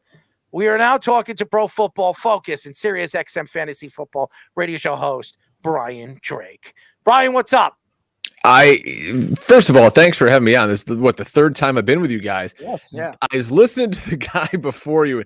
I'm not a crazy baseball fan. I'm kind of a, fair weather Yankee fan, I guess you could say, living here in upstate New York. But I love when the guy signed off the call. He's like, all right, guys, talk to you later. Hope deGrom breaks his arm. That's just so New York. I love it. I love that guy. Wishing bad things upon athletes. Like it sounds like the Cleveland fans when LeBron left. And by the way, I'm not taking shots at any other guests that we've had on the show.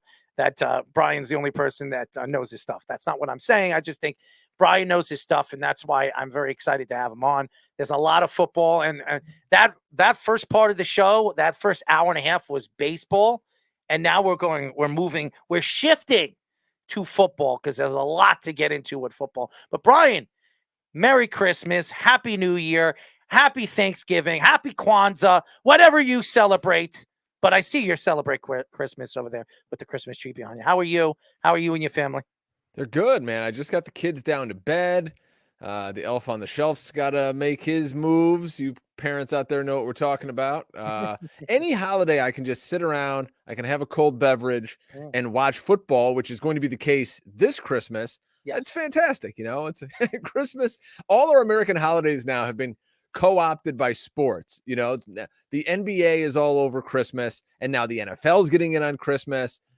Major League Baseball, they get 4th of July and all that. It's great. We just want to sit around and drink and hang out, and that's kind of the new American way, I guess. I would agree with you. Well, we need a new American way. There's a lot of stuff going on in the world that we try to hide and try to, I guess, throw under the rug because it's a lot of craziness. So sports really gets us to go away. It kind of moves us away from all the crazy crap that's going on in the world. But why don't we get into it? I got to ask, how nuts will you be if Aaron Judge signs with whoever during the show? I will tell you this. 2 years ago, and Speedy, again, anybody that listens to the show, I don't know if you've been listening to the show, the whole show, because Jeff came on and they actually congratulated me because 2 years ago I said that if the Yankees don't sign him on this first arbitrations, he will leave and he will go to San Francisco and he will get a huge contract. And 2 years later, what's going to happen? He's going to San Francisco. He's going to sign with them. He's going to get a huge contract, and he will never see the light of day in New York again. So I'm not surprised. I'm not. Yeah, I have an autographed Aaron Judge photo in my hallway here as I come down to the Man Cave studio. And I'm like, you know what? I'm going to have to take that thing down. You don't have to take it down. He's a Yankee. He's a long lasting Yankee. No matter where he goes, he could have been the next captain of this team. The Yankees did offer him. What I've heard is they're giving him an 8-year, $325 million contract for 8 years, which would make him the highest paid regular player every single day player in the whole, MLB. They were going to give him the C as the captain of the team. And I guess he turned it down. He doesn't want to be here. I don't know if it's true. We don't know if he's definitely signing with the Giants, but I think by the end of this winter meeting, which is Sunday, I guess, Is it Saturday or Sunday? I'm not sure, but it's basically next couple of days. Yeah, it's a 14-day cramming period. He's there. He's there. I'm not a huge, I'm a huge, Yanks fan. I like them, but so I'm not going to pretend I know the ins and outs of baseball here. But as a Yanks fan and talking to my father-in-law, who's a big Yanks fan, and his sons and everything, 8-year contract for Aaron Judge. How isn't he kind of old right now? It's 31 not like in the beginning of the season this year. He's how old? He'll be 31 in the beginning of this year. All right. So, he's still got some good years left. But, do you want to be paying, 37, 38, 39-year-old Aaron Judge down at the end of that contract? Like, haven't we kind of seen that before with some guys on the Yankees? And we're like, oh, my God, why did we do this? I will say this. I brought it up in the beginning of the show. Derek, if you've watched the Derek Jeter documentary on ESPN, Derek Jeter, Brian Cashman fought Derek Jeter tooth and nail for his final contract. And Derek Jeter was very upset at Yankees and very upset at Brian Cashman that he was going to leave. He was threatening to leave. He never left. He never left because he wanted to be a Yankee for life. He wanted to be one of those known Yankees for life because he loved the Yankees and the organization so much. He took the money that Brian Cashman offered him. He didn't talk to Brian Cashman even when he retired from the Yankees. He's never spoken to Brian Cashman again. It took him all the way to his Hall of Fame inductee, where he pulled Brian Cashman to the side and told Brian Cashman that I understand why you did that. I respect you for it. No hard feelings. I understand the type of position you were in as a GM to make that decision. That showed, and I'm not a Derek Jeter fan, even as a Yankee fan, but I respect him for that. And Brian Cashman, he's not one of those guys that are going to open up the pockets and say, hey, you know what I'm going to do? I'm going to pay you $300 million for 8 years. He don't do that. He already said that he would never do it again after Jacoby Ellsbury. And after that debacle of a contract. Oh. He was never going to do it. And then he didn't give it to Robinson Cano. And then what happened? Everybody found out, and their mother found out he was on steroids all that time. So what does that do? Could you imagine if he was a Yankee and he was on steroids? Oh, another Alex Rodriguez.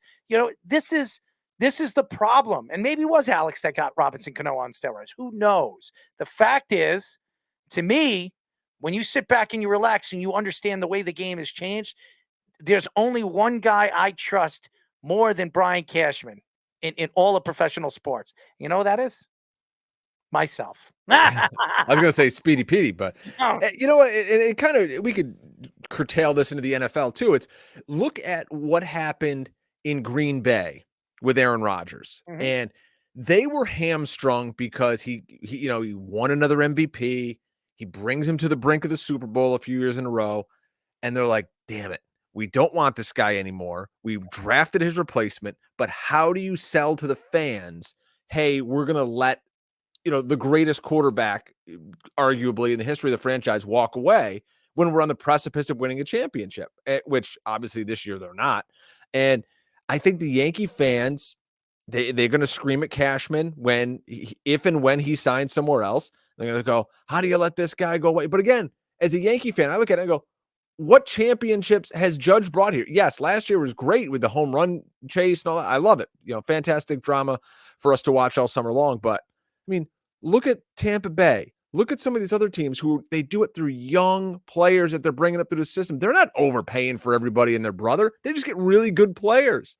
And, we're already paying Stanton a ton of dough, and he's not producing like I think he should, like his contract dictates. He's got 3 years left. He's gone in 3 years. So he's done in 3 years, and that's a long time still. It is, but they have a lot of good young players that I think the Yankees should trust to bring them up. Volpe, yes. and Pereza, and bring the kids up. Let the kids play. Absolutely, and they're still going to make the playoffs. They're still talented. Their pitching staff is still good. Their relief pitching, if healthy, their relief pitching will be good this year. It's not like you sit here and say, hey, you know what? They don't have Aaron Judge. They can't win. They're going to win, and they'll have money to spend the year after when the big names come out, the Sotos, the Otanis. There's a lot of good players coming out next year in free agency. To say the Yankees are going to win it, I don't know if they're going to win the bid for any of those guys, but I would trust that if the Yankees want a player, they'll get him. So it's not that they don't want Aaron Judge. It's just being that he's 31 years old, I'd be afraid to give him any more. I'd give Soto, he's going to be 28, 27 next year when he's a free agent. I'll pay him. I'll give him 10 years. I'll give him 10 years, $400 million. You know why?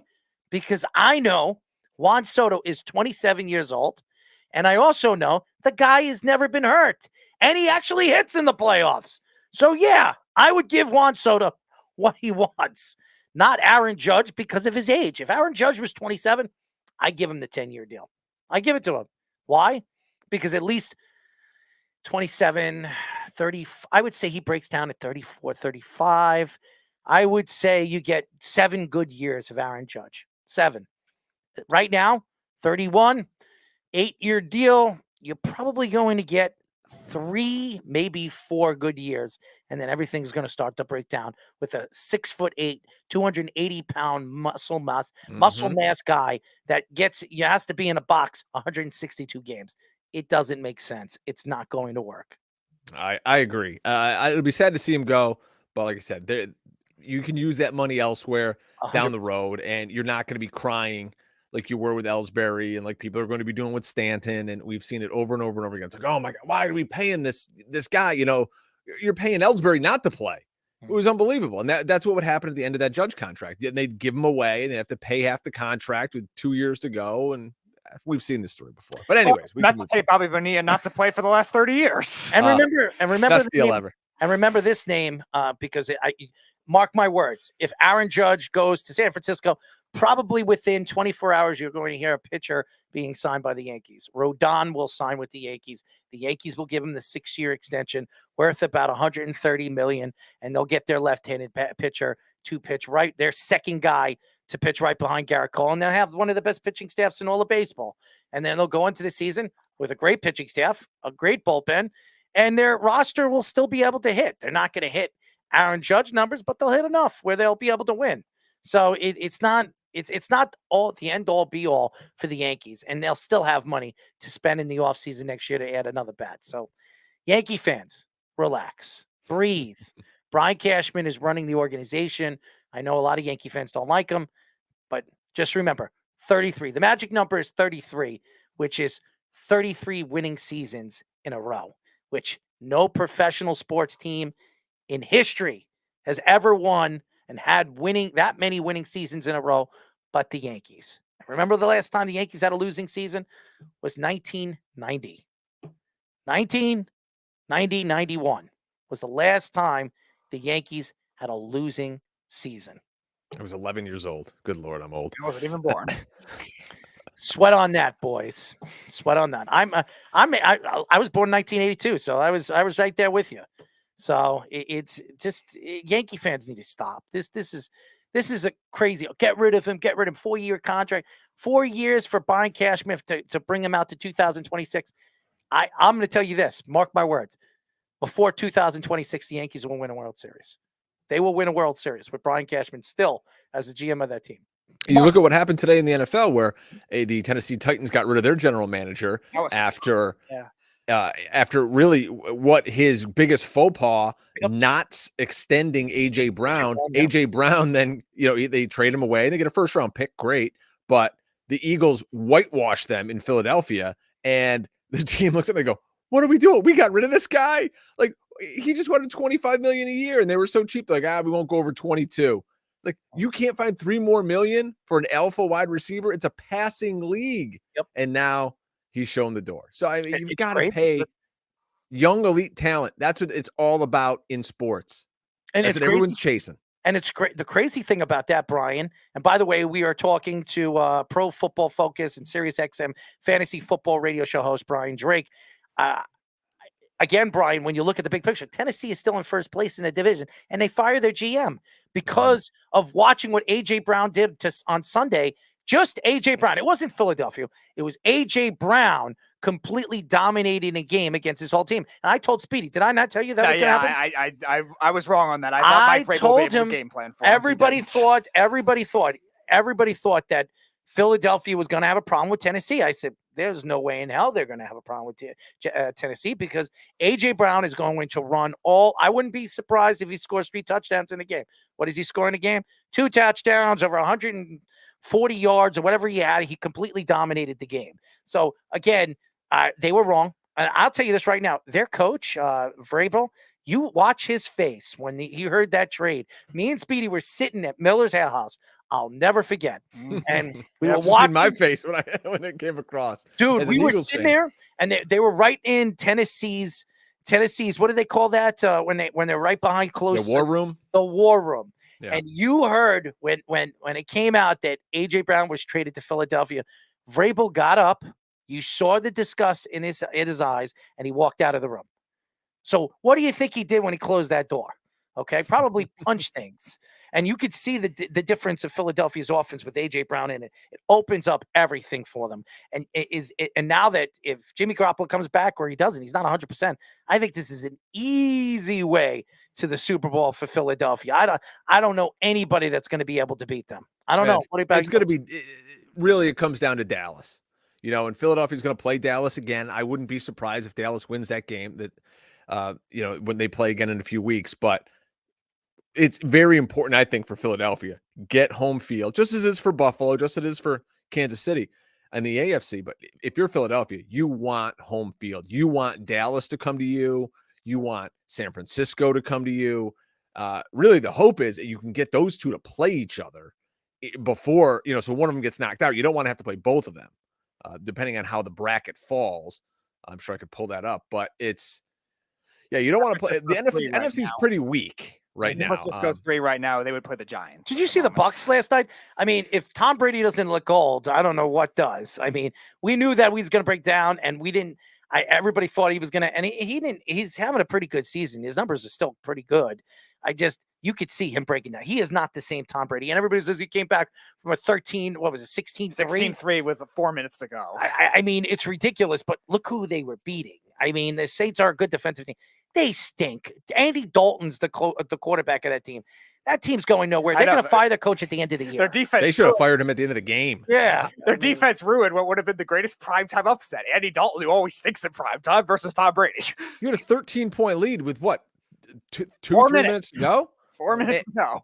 And then you're throwing the ball on third down. You should easily be running it. You got Alvin Kamara, who's one of the most elite weapons you can deploy out of the backfield in the NFL. But instead, you have an injured Mark Ingram in the game. You throw a swing pass to him. He's so injured with his knee, he goes out of bounds before the first down sticks. If he gets that first out, the game's over. We're not even talking about this today. We're talking about, oh my God, what's going to happen with Brady? You think he's going to go back to New England next year? Now it's like, back to Tampa Bay, and the Saints they're going to make the playoffs. Taysom Hill, so they'll be fine. Or what the Saints need to do is they got to reach out to Sean Payton after they find the coach to rehire him. No, they just need a cloning system. They just have to clone Taysom Hill so he can do everything. Let him run the whole organization. I'll bring you back, Sean. You'll be the GM. You're the vice president, the president. You're the everything, just not the owner. I wonder where he's going to go next year. They always talk. I know where he's going. They always say Dallas. Mm-mm. That's always he's going to go to Dallas. But the thing is, if Mike McCarthy brings them to an NFC Championship game, you can't really get rid of him. I mean, that team that's pretty good. Hey, we went to an NFC Championship team for a team known for not winning playoff games, since the 90s. Where do you think he's going to go, Errol? Where do you think? The Chargers. Okay. I think that's where he wants to be. He wants to be in LA. Everything that I've read, he wants to be in LA right now. Yes, because of injuries. This is the second season with that talent on that team. They don't make the playoffs. I think he's done. I think they're going to go elsewhere. They have a star young quarterback. He has not really fully developed this year. We had so many guys on last year, and I was complaining about Justin Herbert in certain games. He says he was elite. I remember, who was the guy that we talked about? Aaron Schatz. Yeah, and he's elite. He's elite. Well, is he elite this year? I don't know. You tell me what you've watched. He hasn't played well, and it has a lot to do. Yeah, Keenan. When you're a quarterback, you make everybody around you better. Tell that to Aaron Rodgers. Aaron Rodgers has the worst tandem in the NFL, and even with the bad tandem that he has, he still finds a way to score. So, and that's a horrible wide receiving core. So to sit here and you tell me, well, this guy's injured, that guy. That's the NFL. I don't want to hear it. That's a crock of what. He's going to go to the Chargers. I think Peyton will have his choice. He will reach out to the Chargers at the end of the season. and he will tell the Chargers that he has an interest in them. And once that happens, they will fire their coach, and they'll bring him right in. He will be the coach. He'll be the new head coach of the San Diego Chargers. Oh, I'm sorry, L.A. Chargers. I do that all the team time. of LA. Yeah, I like Justin Herbert. I think he's really, really talented. Fantastic. Yeah. And he did have that big rib injury. You remember what was that, week 2, week 3? Yep. When he went down. I mean, the first 2 weeks, you look at him. Week 1, he completed over 76% of his passes. Absolutely. He threw 3 touchdowns. Mhm. He's a really good quarterback. And so I'm not going to sit here and talk like who's that one clown on Twitter, Emmanuel Acho, who has to compare. He's the worst, but has to compare him to Tua. And it's like they're both good. We always get in this like pissing match with talking about sports players. Like we have to rank them. This guy has to be better than this guy. How about it's just get a guy who's great for what you do? Like what Jalen Hurts in Philadelphia. Nick Sirianni built an offense that's great for what he does. Mike McDaniel built an offense that's really good for Tua being a point guard and accentuating his positives. I think Sean Payton, to your point, could go to the Chargers and make an offense that accentuates the positives of a 6'7" cannon-armed Justin Herbert, who right now they don't let him throw the ball down the field. It's insane. All he's doing is dinking and dunking left and right. Let this kid unleash the howitzer. Let's go. Yeah, And they have deep threats. So. And they have deep threats. They have a good running game. They have obviously when Slater comes back next year, one of the better offensive lines in football. Yeah, they gotta get that line healthy. That's what's killing them. And their defense, if they weren't so many. And Joey Bosa needs to figure this out. He needs to stay on the field. This guy cannot. I mean, all I got to do is spit on him. He's injured for 4 or 5 games. I mean, the guy can't stay healthy. His finger's falling off. I lost my nail. Got to be out for 2 weeks. I mean, the guy, even Nick Bosa. I'll say this: Nick Bosa, the guy plays hard and everything like that. He plays hurt. He's tougher than his brother Joey, and they're both injury prone. But at least he goes out there hurt and he puts on a show. You heard what he said. Kyle Shanahan took shots at Joey Bosa last week in that defense. Before this, then he goes in. They lose their starting quarterback in the first quarter of the game. They play a third-string quarterback, which, by the way, they love, just like Mike White. Figure that one out. And then all of a sudden, they beat a very talented Miami Dolphins team. Not a good Miami Dolphins team. A talented, one of the top teams in the AFC. To sit here and say they were going to do that, when I saw Jimmy Garoppolo go down, I thought they were done. But I with the talent that they have and the running ability that they have, they could win. They still can win. We've seen that in the NFL numerous times. You saw it, Nick Foles take a team to a Super Bowl. You saw Jeff Hostetler take a team to a Super Bowl. You saw, there's other examples. Back in the day, was it Earl Morrall? It took a team to a Super Bowl. So it's possible. How about your guy, Mike White in New York? I know you guys are New York based. Yes. I'm curious, though. I mean, they had him drop back 57 times this week. But now teams got a little tape on him. Week 1, hey, it's great. He throws 3 touchdown passes. Week 2, he kind of reverts back to a little bit of the Mike White we saw a year ago. And I'm someone who said the Jets don't want to play Mike White because they don't want to show the fan base that he's better than Zach Wilson. I've never been a Zach Wilson guy. Maybe he'll turn it around. Who knows? He's a very young kid. But I wonder if maybe like the shine comes off Mike White. They got a couple of tough matchups with Buffalo. They got Seattle in a few weeks. They're going to end the season with Miami. Like, I'm real interested to see what happens with the Jets here. I don't have a dog in the fight, but I'm so intrigued by this Jets offense, the skill position players that they have, and where this team could go with that amazing defense. By the way, we are talking to Pro Football Focus and Sirius XM Fantasy Football radio show host Brian Drake, and it's so interesting. We were going to get into the Jets, so why don't we get into it? I think the Yankees. I think the Jets are making a big mistake keeping Zach Wilson as a third-string guy, a guy that's not even playing, not suiting up. I think it was a big mistake. I really think, as much as I like Joe Flacco, he should be the one not dressing up. It should be Zach Wilson as the backup quarterback, because it shows Zach Wilson that if you keep working, you'll get back to where you were. And right now, he's got to jump Joe Flacco and then jump Mike White. You know how hard that is? It's not easy, and he's lost a lot of confidence, and losing confidence in the NFL is a backbreaker. This is a team that did it to Sam Darnold. This is a team that did it to Geno Smith. This is a team that did it to Chad Pennington and parted ways with him. They make these mistakes with these quarterbacks. They go at Mark Sanchez. They did the same thing. They've done this over and over and over again to young quarterbacks, and they're giving up early on this kid. Now, I do believe in Robert Saleh, and I do believe that Robert Saleh wants to see him back in.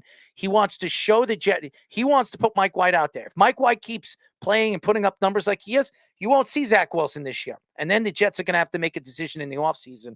If Zach Wilson's the guy, not Mike White. If Zach Wilson's the guy, or they go for a quarterback, a veteran quarterback, like a Derek Carr or Jimmy Garoppolo, one of those guys, if they become available. You don't think if the Jets win a playoff game with Mike White, no, you don't think they stick with him? No, I don't. And not because I don't think he's a good quarterback. I don't know if the Jets really believe his talents in a 17, 18 game season is enough to get them where they want to go in the Super Bowl. And it's not this year that the Jets believed they were on their way. It's next year. They always this year was a prove it year, and then next year with the talent that they have, like the Garrett Wilsons, the Breece Hall, they've proved that they're talented, and all the guys that they added. Then they go into the offseason. Now they have proved it even faster. If the Jets make the playoffs this year, nobody wants to play that team. Tell me a team right now in the AFC that wants to play the Jets away. They're one of the best away teams in the NFL. They put up their defense is absolutely a gun-slaying defense that loves to get at you, loves to put pressure. They've rushed for. They play man defense. They have two of the best corners in the NFL. They have a slot corner that's in the top 15 in corners in all of football. Their safety play has been one of the elite safety plays in the league. There's nothing that tells me that anybody wants to play this team. Garrett Wilson is a star. Don't tell me that he's not, and nobody can tell me that he's not. This guy is making a statement in his rookie season. And honestly, offensive rookie of the year, there's no doubt in my mind he could be offensive rookie of the year. If he continues doing what he's doing and putting up the numbers that he is in the last 4 or 5 games, he's going to be offensive rookie of the year. And they would have had defense, Breece Hall would have been offensive rookie of the year if he stayed in. And they and Gardner is the defensive rookie of the year. So they could still have both of them on one team and have Breece Hall coming back next year. Elijah Vera-Tucker, an all-pro player, probably be the best offensive lineman all season long, playing 4 positions this year and playing it very well. And then they have Mekhi Beckham. If the guy can actually stay healthy, they could solidify their offensive line, and it's still one of the youngest teams in the NFL. So you sit here today, if you're a Jet fan and you want to cry me the river that Zach Wilson, Mike White, or they don't know who the damn quarterback is, cry me the damn river, because it doesn't matter who's the quarterback next year. If these guys come back healthy and they stay healthy, there's no doubt in my mind they're a contender next year. And I'm not talking about playoff contender. I'm talking about Super Bowl contender. And that's not because I'm a Jet fan. Just look at the talent that they have. They're a contender this year. I mean, I think with Mike White now, I mean, if now they're throwing the football, now they're converting third downs. That was my biggest pet peeve with the Jets. With you're running this high school offense with Zach Wilson here. I mean, you're really trying to hide him. You were just running the ball, and when Breece Hall got rocking and rolling, I would have Jet fans tweeting at me all the time. They're like, "You're an idiot. Look at the games." I go, "You think Zach Wilson is the reason you're winning these games? There's not a chance. You could have anybody back there. Me and you could play quarterback and do what Zach Wilson did. They're running the football. Breece Hall is a superstar, and they have an elite defense. So I'm looking at them right now. Right now, if the season ended today, they would play a first-round game at Kansas City. I mean, that's much-watch TV. That, great offense from Kansas City, Mahomes, Andy Reid, and now you get this defense coming to town. Oh, my God. Who wouldn't be sitting, sign up in front of your TV for 4 hours of that? Top 3 offensive line and a top 5 defensive line. Would you be surprised that the Jets come out and beat them in Kansas City? I wouldn't. In the NFL, nothing surprises me. Nothing. It wouldn't surprise me. Now, does that mean they win the Super Bowl? No. But it wouldn't surprise me. They beat Kansas City and then they lose against Buffalo the next week. It wouldn't surprise me. And the Jets could go into Buffalo this week. They beat them already in MetLife Stadium after losing against Minnesota. Come out and play hard against Buffalo, because Buffalo has not looked good the last couple of weeks. Let's be honest. They've looked like crap. And ever since Josh Allen has been hurt in the fourth quarter, the last play of the game against the Jets, it hasn't been the same. And he's still not 100%. I think he has a problem with his UCL. I think he has a very hurt elbow. I believe going into this game, he is going to fear sitting in that pocket. He's going to run for dear life against the Jets because he knows what happened the last time. So do I think the Jets could go into Buffalo and knock him off again? I wouldn't be surprised if they do. And the defense is concerning too with the Bills because they just lost Von Miller. Now he's on IR. He's out for 4 Do you games. remember the last bad game the Jets that Mike White threw again with the team that he threw against, and he threw 4 interceptions against? Was it the Bills? It was the Bills. Yeah. That was so he has a redemption game. He can go into Buffalo. The last time he played Buffalo was the game that really practically took him out and put Zach Wilson back in. And he got hurt, I think, in that game. So he threw 4 interceptions in that game. 4, if you remember. And it was all in, really 3 out of the 4 was in the first half. He got hurt in the beginning of the third quarter. And he was out for the rest of the game. He's got a redemption game. He can go into this game, win this game in Buffalo, and shut everybody up. And do I think the Jets could do it? I wouldn't be surprised. They should have beaten Minnesota this week. They should have. The play calling. Let me tell you something, Brian. I have been saying this over and over and over again. I'm sorry I'm talking your ear off. It just makes me sick. Hey, we're talking football. I didn't mention high school offense, so I think he's agreeing with you on this. Mike White had 3 chances. They were first in goal. That was unbelievable. Why wouldn't they run the football then? Yeah, by the way? on the 1 yard line. First and goal on the 1 yard line. And you run the ball the first time, almost got in there, and then you throw the ball the last 2 times. What are you thinking? I mean, and then in the 4th down, they go for it on 4th down, and they throw it again. I mean, just Mike LaFleur, and I don't care what Robert Saleh says. It wasn't Mike White's fault. It wasn't the defense fault. It wasn't the offense fault. The reason why they lost that game was because Mike LaFleur is an idiot. Give the ball to Zonovan Knight. Give it to him three times straight. And by the way, Zonovan Knight, what a find he is. I mean, could you? How he went undrafted is very weird. It's what a find he is. What are they going to do next year? You've got Breece Hall coming back. You have Michael Carter that's hurt right now. You have Bam Knight now. And now you have James Robinson, which, by the way, you gave up a 6th-round draft pick. You have control of 4 great running backs. You can only keep 3. I keep Bam, honestly. Yeah, they'll cut. I'm sure they'll cut. They won't cut. I would trade James Robinson if he plays great for the rest of the season and moves into the playoffs and plays well. Look at James Robinson this week. He only played 11% of the snaps. They got 4 carries. So I'm impressed. If for fantasy out there, if you have Zonovan Knight, and who knows if Michael Carter comes back this week or not, but boy, you're just plugging him into your lineup and you're loving it. I mean, 16 points in a PPR last week. That's outstanding for a kid off the waiver wire. I drafted Michael Carter in a lot of my leagues this year. So when Robinson was like randomly inactive, which I didn't understand, by the way, I was like, all right, this could be good. And here comes Zonovan Knight getting like 12 touches and all those receptions too. And I scooped Ty Johnson. I didn't even know Bam Knight was a figment of anyone's imagination. So I'm like, oh man, I'm going to scoop up Ty Johnson here. And Ty Johnson's okay. He gets a little bit of passing down work, but it's the Zonovan Knight show. And who knows? Maybe they'll keep Carter out another week. You just keep your eyes on that for fantasy if you've got Carter. There's no reason to rush him back. I think they already know who their starting running back is, even when Carter comes back. It's going to be Bam.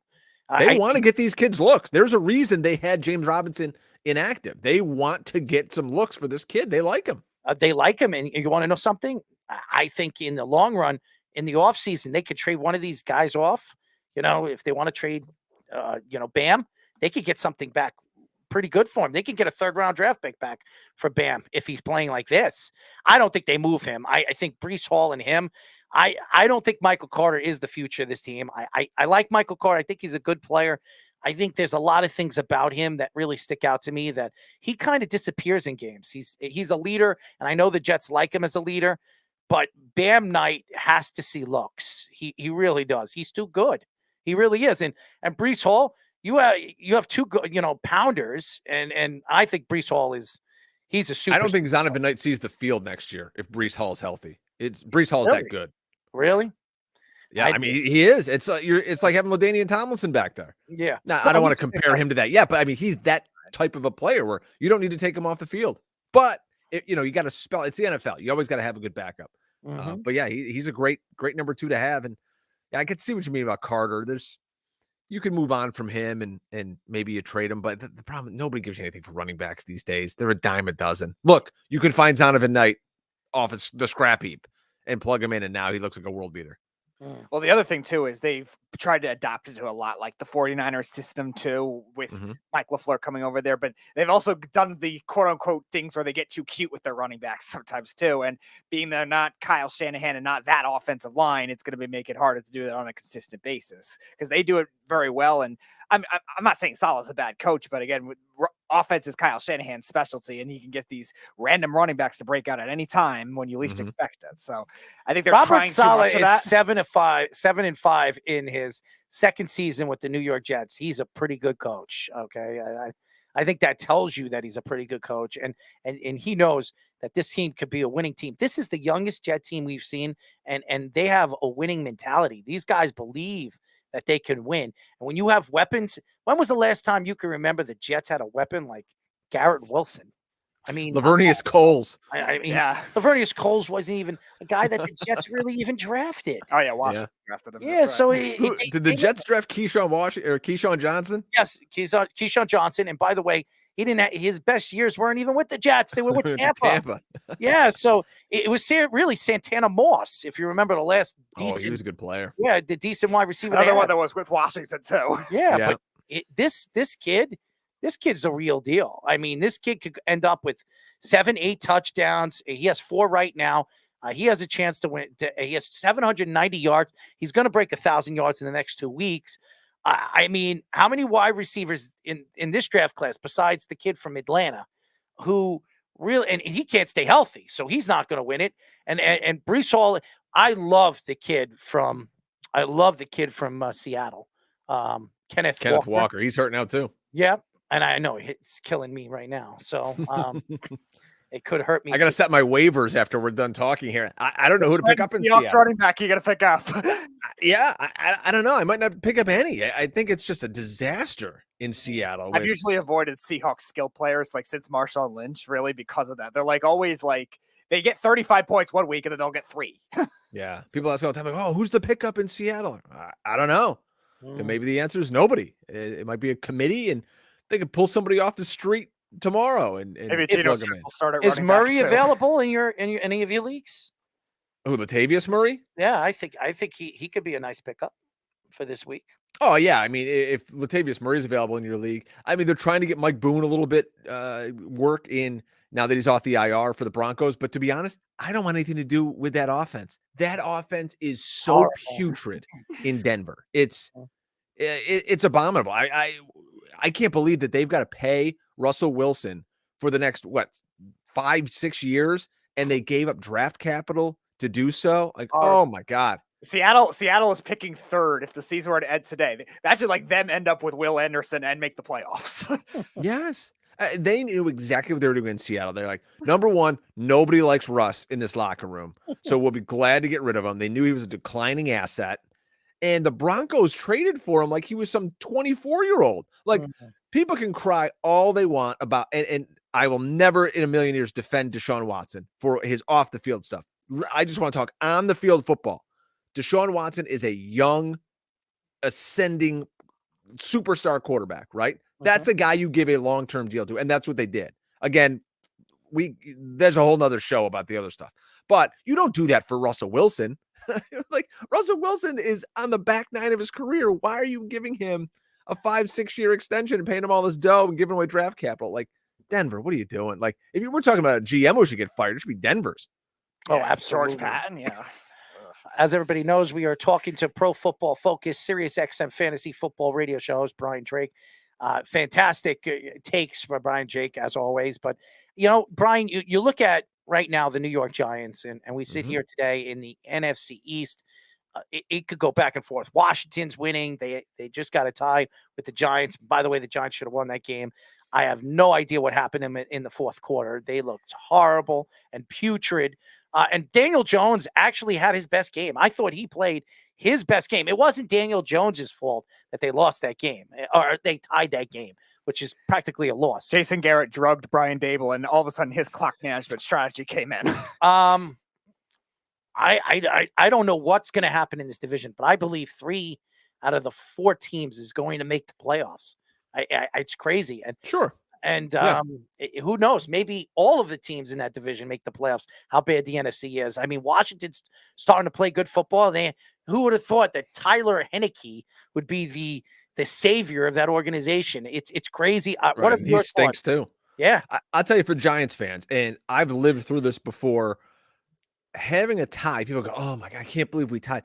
Having a tie in the NFL is not the worst thing in the world. Ties are better than losses because when you look, how does that playoff bracket fall? It goes by wins and losses. So if you only have, right now, the New York Giants only have 4 losses, they're ahead of all the 5-loss teams, right? So it's not the worst thing in the world, Giants fans. Would you have rather won? Yes, but the tie could help you down the road. I also think maintain a seed. I also think it actually helps nullify this too. It takes away the head-to-head with Seattle if that came down to it too. So rather than being like 10-7 or 9-8 or whatever they would have been at the end of the year. Yeah, so the Giants right now, they're the 6th seed. If the season ended today, and if they would have lost that game, that Seattle would probably jump them, right?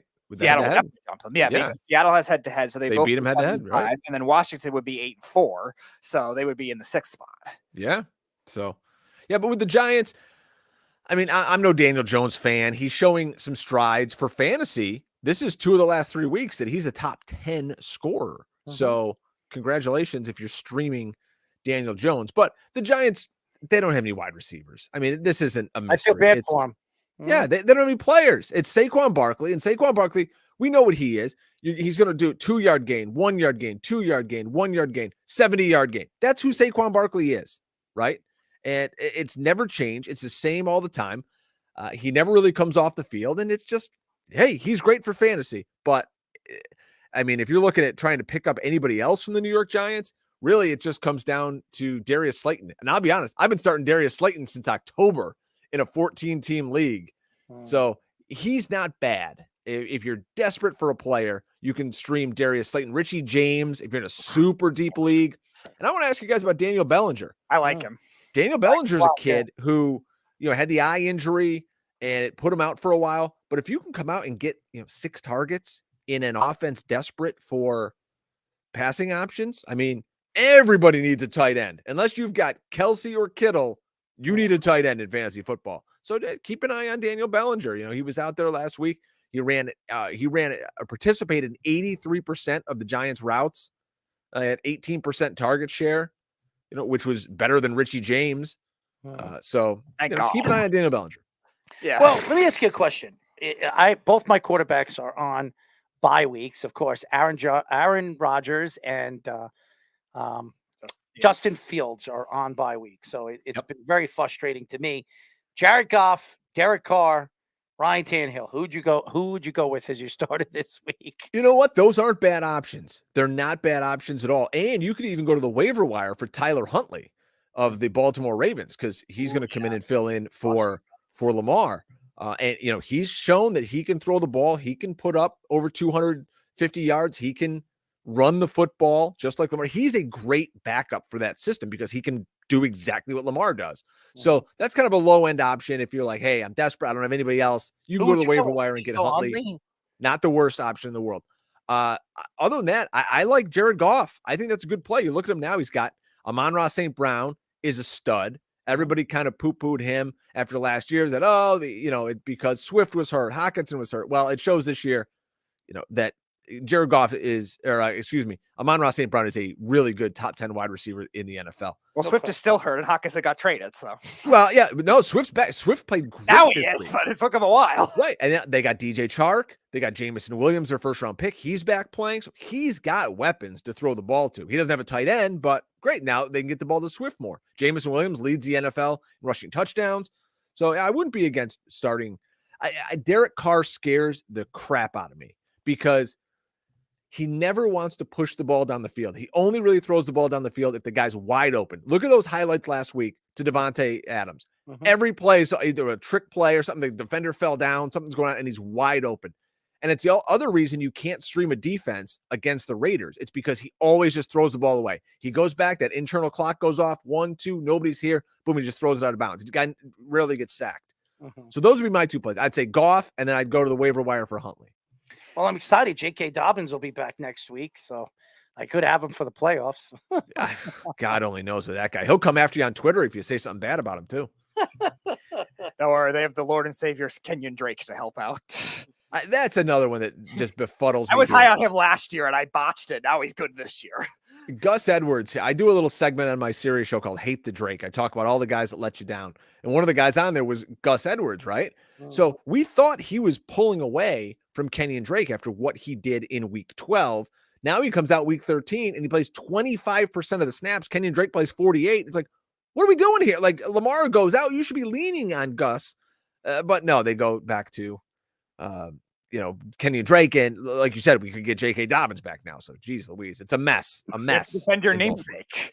Yes. Drakes have to stand together. My brother from another mother, Kenyon Drake. Yes. By the way, it's funny. My cousin, we have a family league, 12-team league, and he's a Dolphins fan, and he drafted Kenyon Drake in 2019, and he got traded to the Cardinals, and he actually won the league. He had a lot of other reasons why. He had Lamar Jackson that year and an MVP year and a bunch of other things, but it's like I joke to him all the time. He wouldn't have won if he didn't get traded to Arizona. Hey, that's you talk about a guy going to Arizona. How about James Conner? This guy might be one of the most useful running backs for fantasy in the NFL. His role is unchallenged. He has nobody coming in. It's very much like Saquon Barkley. He gets all the passing down work. He gets all the rushing work. He's got all the goal line work. So it's just, unless something falls apart, I mean, you can get Kyler running a ball in, but you can get that in New York with Daniel Jones. So I don't know if you still have a trade deadline in your league, but trying to acquire James Conner wouldn't be the worst thing in the world either, because now their offense is opening up. They got Hollywood Brown back. Yeah, I think they all passed for my leagues at this point. You never know. Some of these leagues are crazy. Some guys, my 4 leagues, I'm only in 2 of them, really. I'm already eliminated from 2 others. I got to move mine. I'm the commissioner of my big league, all my buddies from home and my fraternity and everything. Our trade deadline was like 2 weeks ago. Like, what are we doing? Wow. Make it as far out as possible. Make it so we can go out, the night before Thanksgiving and get guys drunk and make them make bad trades. That's what fantasy is all about, is screwing over your friends and family. I'm kind of contemplating dropping Damian Harris. He hasn't done anything for me this year, really. He's been a bust. And being that he's lost his number one job, Stevenson is now the number one guy. Do I trust that Damon Harris? And I need to bring in a quarterback. I don't want to drop Aaron Rodgers. I don't want to drop Justin Fields, because I think those guys will play a big part, an intricate part if I want to win in the playoffs. And I need to bring in a quarterback this week. So I'm trying to contemplate who do I mean, it's a 1 quarterback league? Yes. Mm-hmm. I wouldn't be afraid to drop Aaron Rodgers. Really? And I say this because you've got Justin Fields. Mm-hmm. Aaron Rodgers is Mr. 250 and 2. That's what he does. Look at his stats for the whole year. He's going to throw you between 225 and 250. I don't even have his stats pulled up in front of me. I can tell you that, I know it. He's going to throw between 200 and 250. It's going to be a touchdown or 2. He's never going to throw for 350 anymore. He's not putting up the 3-4 touchdown games. And once that team's out of contention, they're going to sit his ass. They're going to play Love. That's exactly. I mean, they're talking about it already. So you can get into the fantasy playoffs, and Jordan Love's in there, and you're like, oh my God, what am I going to do? You're going to play Fields. You're never going to play Rodgers over Fields because the upside's too great. Jordan Love league winner, you think, potentially, or too early? No, I mean, I think the Eagles, that's the game he came in against Philadelphia. Right. There's no tape on him. So it's like, we don't know anything about this guy. Like when Mike White came in and now he's setting the world on fire. Teams have tape on him for a week. Oh, what happens? He throws 2 interceptions and no touchdowns. So we'll see when Jordan Love comes out. So you would drop Aaron Rodgers over Damian Harris? Running backs are so hard to find. What if next week, all of a sudden, Ramondre Stevenson, it's a high ankle sprain and he's out for a month. And now you're sitting on, you can find a quarterback. We just talked about it. I have a lot of running backs. I have a pretty good depth full. You know what my running backs are? I'll tell you my running backs. Let's hear them. I have Henry, Chubb, Walker, Harris, Murray, and Dobbins. I mean, I have a lot of running back. It's the wide receivers but my wide receiver core is pretty good too. I have Samuel, Thielen, Moore. Who are the other guys? Watson, McLaurin. I thought you had McLaurin. I mean, my team's pretty stacked. You're going to play. Yeah, I mean, you're going to play Christian Watson every week. Of course. You're going to play Terry McLaurin every week. Those other guys, I mean, we have Rondell Moore or Elijah Moore? Rondell Moore.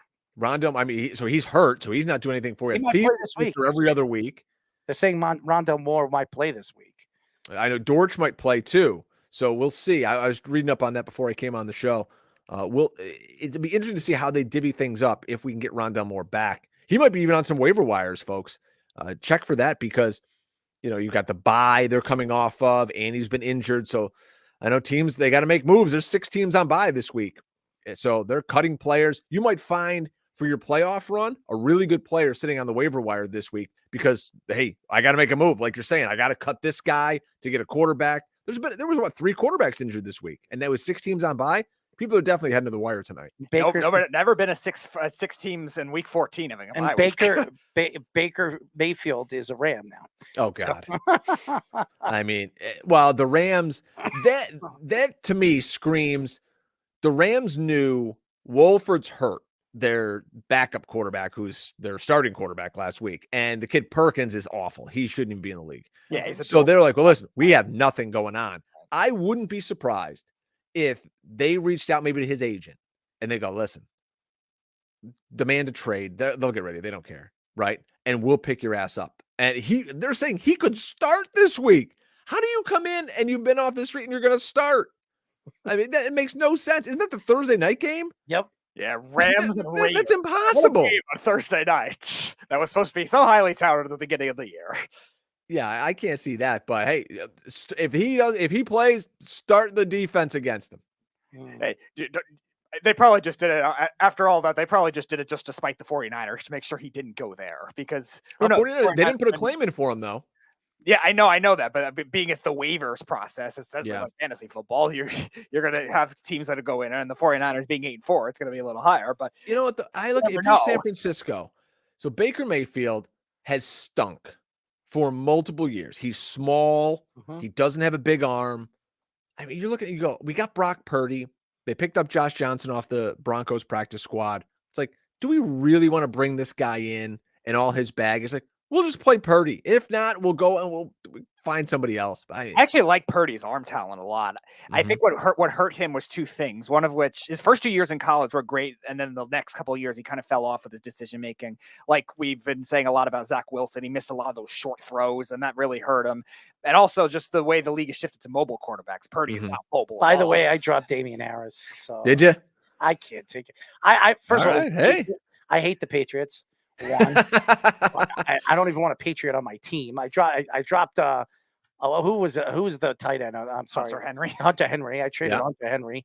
So I hate the Patriots. I hate drafting them. I hate putting them on my roster. But I thought he was going to be the number 1 guy, even with Stevenson having the season that he did in the second half last year. I still thought that Damian Harris was the better player. And now Damian Harris, they're not going to re-sign him at the end of the year. Why would they do that when they have Stevenson? So he's going 3 running backs they drafted this year. So he's going to be a free agent. Honestly, if I were the Buffalo Bills, that's what I would look at the offseason. I would bring in Damian Harris. I think they're looking at James Cook, a guy they took in the second round, and they're giving him tons of work now. He could be on waiver wires across America. Only a matter of time. He stinks. You don't like James Cook? No, I don't like him a lot. No. Well, that's isn't that what Dalvin Cook's Dalvin Cook's younger brother? He was one of the 2 along with Zamir White on that championship Georgia team last year. Boy, I don't know why Georgia won. Zamir White I actually thought was better coming out of the draft, but Cook's outplayed him this year. Yeah, I don't like him. Last night, Cook, season high in snaps. He led the Bills in rushing, receiving. I mean, he outperformed Nyheim Hines, outperformed Devin Singletary. But what scares me is Hines got more work than he ever has. I don't know why they made that trade if they drafted James Cook and you're going to give him all this run. Why would you give up assets to get Nyheim Hines? But hey, it's their team. But the Bills at their core don't want to run the football. We know that they want to drop back and they want to throw. So I don't trust this offensive backfield at all, even though we just got a top 12 performance out of James Cook. I don't know if I can trust him in my lineup in the playoffs. And here's another thing. Cook is not going to run the ball very well against this Jet team. So I think they're going to have problems running the ball again. I think Josh Allen's going to be very scared in the pocket, and he's going to try to move even better outside the pocket because he doesn't want to get hit. And I think the Jets are going to cause a lot of problems in their running game. So I think they're going to have to air the ball out to beat the Jets this week. They're not just going to. And I don't think Josh is going to run out of the pocket and want to get hit by them, especially what happened a couple of weeks ago. So he hasn't been the same since that Jet game. Honestly, he has not. So the Bills, they don't want to admit this. They miss Cole Beasley more than any player. 100%. Cole Beasley was the glue that held that offense together. I don't even know if he's on a roster right now. I'd bring his ass back. He was with Tampa, but then I think he retired officially. Yeah, I mean, that's why they needed Odell Beckham. They need a Renfro. They need somebody like that. Yes, they need somebody in the slot. I mean, Isaiah McKenzie, they're trying to get him going. They drafted the kid Shakir. That reminds me. And by the way, we are talking to Pro Football Focus, Sirius XM fantasy football radio show host Brian Drake. What the heck is Josh McDaniels doing? I mean, is this guy blind or something? How do you have a weapon like Renfro, like a Wes Welker, and Julian? He's been hurt. I mean, even hurt. When he is on the field, he disappears. He doesn't give him the ball. What the hell is wrong with this guy? They're trying to make something out of Matt Collins. Dude, this guy almost had 1,000 yards. I know Matt Collins is an Eagle, ex-Eagle. I get it. Well, no, I don't care about Matt Collins. I'm just saying, I'm looking at Hunter Renfrow. I mean, the guy hasn't played in forever. I mean, so what are you going to do? Really, what shocks me more is they're not getting Foster Moreau as involved as I thought they would, filling in for Darren Waller, who, oh, by the way, said today he could be returning next week. So Darren Waller hasn't played in like 10 weeks. So check your waiver wires, folks. Somebody might have dropped Darren Waller. Maybe you got an IR spot. You can stash him, pick his ass back up. It looks like he'll return next week for a team that's maybe getting a little something going here the last few weeks. Yes, isn't it great? The Raiders have now picked up 3 defensive tackles. The Chargers dropped 2 of them, got sacks in their Week 18 game last year, and now another one got another sack this year to beat the Chargers. I mean, you're picking up defensive tackles from the Chargers. Nobody is worse against the run than those guys the last few years. But the Raiders are against the Chargers. That's all that matters. Yeah. Before we let you go, what did you think about the college football playoff? How do you like the committee's choices? TCU loses their big game. USC loses their big game. TCU is still in it. USC falls out of it. Caleb Williams, to me, is the Heisman Trophy winner. He's been fantastic. Yeah, he'll win it. What were your thoughts?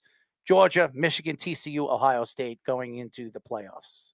I'm honestly surprised. And I was tweeting about this. You can follow me at Drake Fantasy if you want on Twitter for the 10 minutes. Twitter's still around. And I was surprised that TCU stuck in it, to be honest, because college football is about money. The players get paid, the coaches get paid, the TV networks run the show. I wouldn't have batted an eye if they said TCU's out, Alabama's in. And now we get Alabama against Georgia. We get Ohio State against Michigan. Could you imagine the ratings bonanza? We get the rematches of those games again. Now, is it fair? A team that's not even in their freaking conference championship game gets into the playoff? No, it's not. But again, college football has never been about fair. College football is about ratings. College football is about money. TCU's in it. TCU is going to get smoked. I mean, no one's touching Georgia. Georgia's going to beat Michigan by 30 in the national championship game. But I'm fine with it. Well, Ohio State gets in. They've got a huge audience. They got to have one of those guys in there, right? Even if USC would have won and maybe USC gets in or whatever, do people in California really care about USC if you're not an alum? Like, I mean, in USC's defense, it's probably their most popular sport. But then again, it's LA. So girls volleyball, challenging them. Maybe.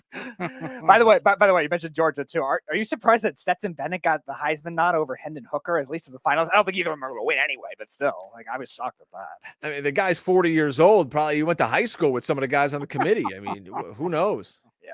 I can't get over that. I didn't even realize how old Stetson Bennett was until I started reading about it. I'm like, this guy's like 24. There are dudes in like their 4th year in the NFL. They're the same age as him. Don't worry. At least he's not as old as his quarterback partner last year, and JT Daniels, who's now entering his 6th year and his 4th different time in the transfer portal. Oh my gosh, this transfer portal. Let me ask you guys this before we go. I'm running out of beer here. I've got to ask you guys about Deion Sanders. Okay. I love Deion Sanders, the player. I had a pair of Deion's shoes. I loved him at the Braves, and I loved him. Deion was great. Could do no wrong. I had a Deion poster in my room as a kid. This stuff here is bullshit with this coaching. Him leaving Jackson State. God sent me to Jackson State to do all this. Really? God sent you there for 2 years? And then because you're making more money, now you can go to Colorado? It's never about the players. It's about Deion. Like, why are we making this like he's going to put Colorado on the map? No, he's not. No, he's going to go there. He's going to bring in a bunch of kids. They're going to be okay. And the real key is, can Deion coach? Because I don't know how much coaching he actually does. It might be some of the assistants here. He's kind of the figurehead, but that's what I'm really curious about. Can Deion now out-coach big-time D1 coaches who are also paying shit tons of money to players to come play for them? When you play against these guys in the Pac-12, you're not playing SWAC competition. That's a step above high school. I will say this before Speedy cuts in. I believe that he is a good recruiter. He's great. I think great recruiter. I think people will go to him. He has the money behind him now. Jackson just didn't have money. I watched the little thing that 2020 did on him, and I like his personality. Deion almost died a couple of years ago. He had blood clots. I think we have to give Deion a chance. I'm not a big Deion Sanders fan, but I think he's proven that he can coach. I think he can, and I think he brings the right coaching staff together over here in Colorado. I don't know if they win a national champ. They're not. No, they don't need talent. No, but I think he's going to be able to recruit some of the top talent. He recruited one of the best wide receivers to Jackson State, who, by the way, is following him to Colorado. So I felt terrible about that. I watched his little press conference when he went in and he was talking to half the team showed up, and he was talking. He's like, "Listen, I'm bringing my luggage with me." We're talking about other players. Like, first of all, that's a recruiting violation. You can't talk about players who are on other teams, but they'll never get in trouble for that. And if I'm these kids, there's still a part of you that has to say, I know college football is a business and some of these kids get paid, but not all of them, not kids on Colorado. Right. And to come in and just say, like, guess what? You stink and you're going to get run out of here. And I'm going to bring in X, Y, and Z. Oh, by the way, we already have the quarterback, my son, who's going to come in here. And we got this guy's going to, what if you're the quarterback? I don't know who the hell Colorado's quarterback is, but imagine if that kid's sitting in that room.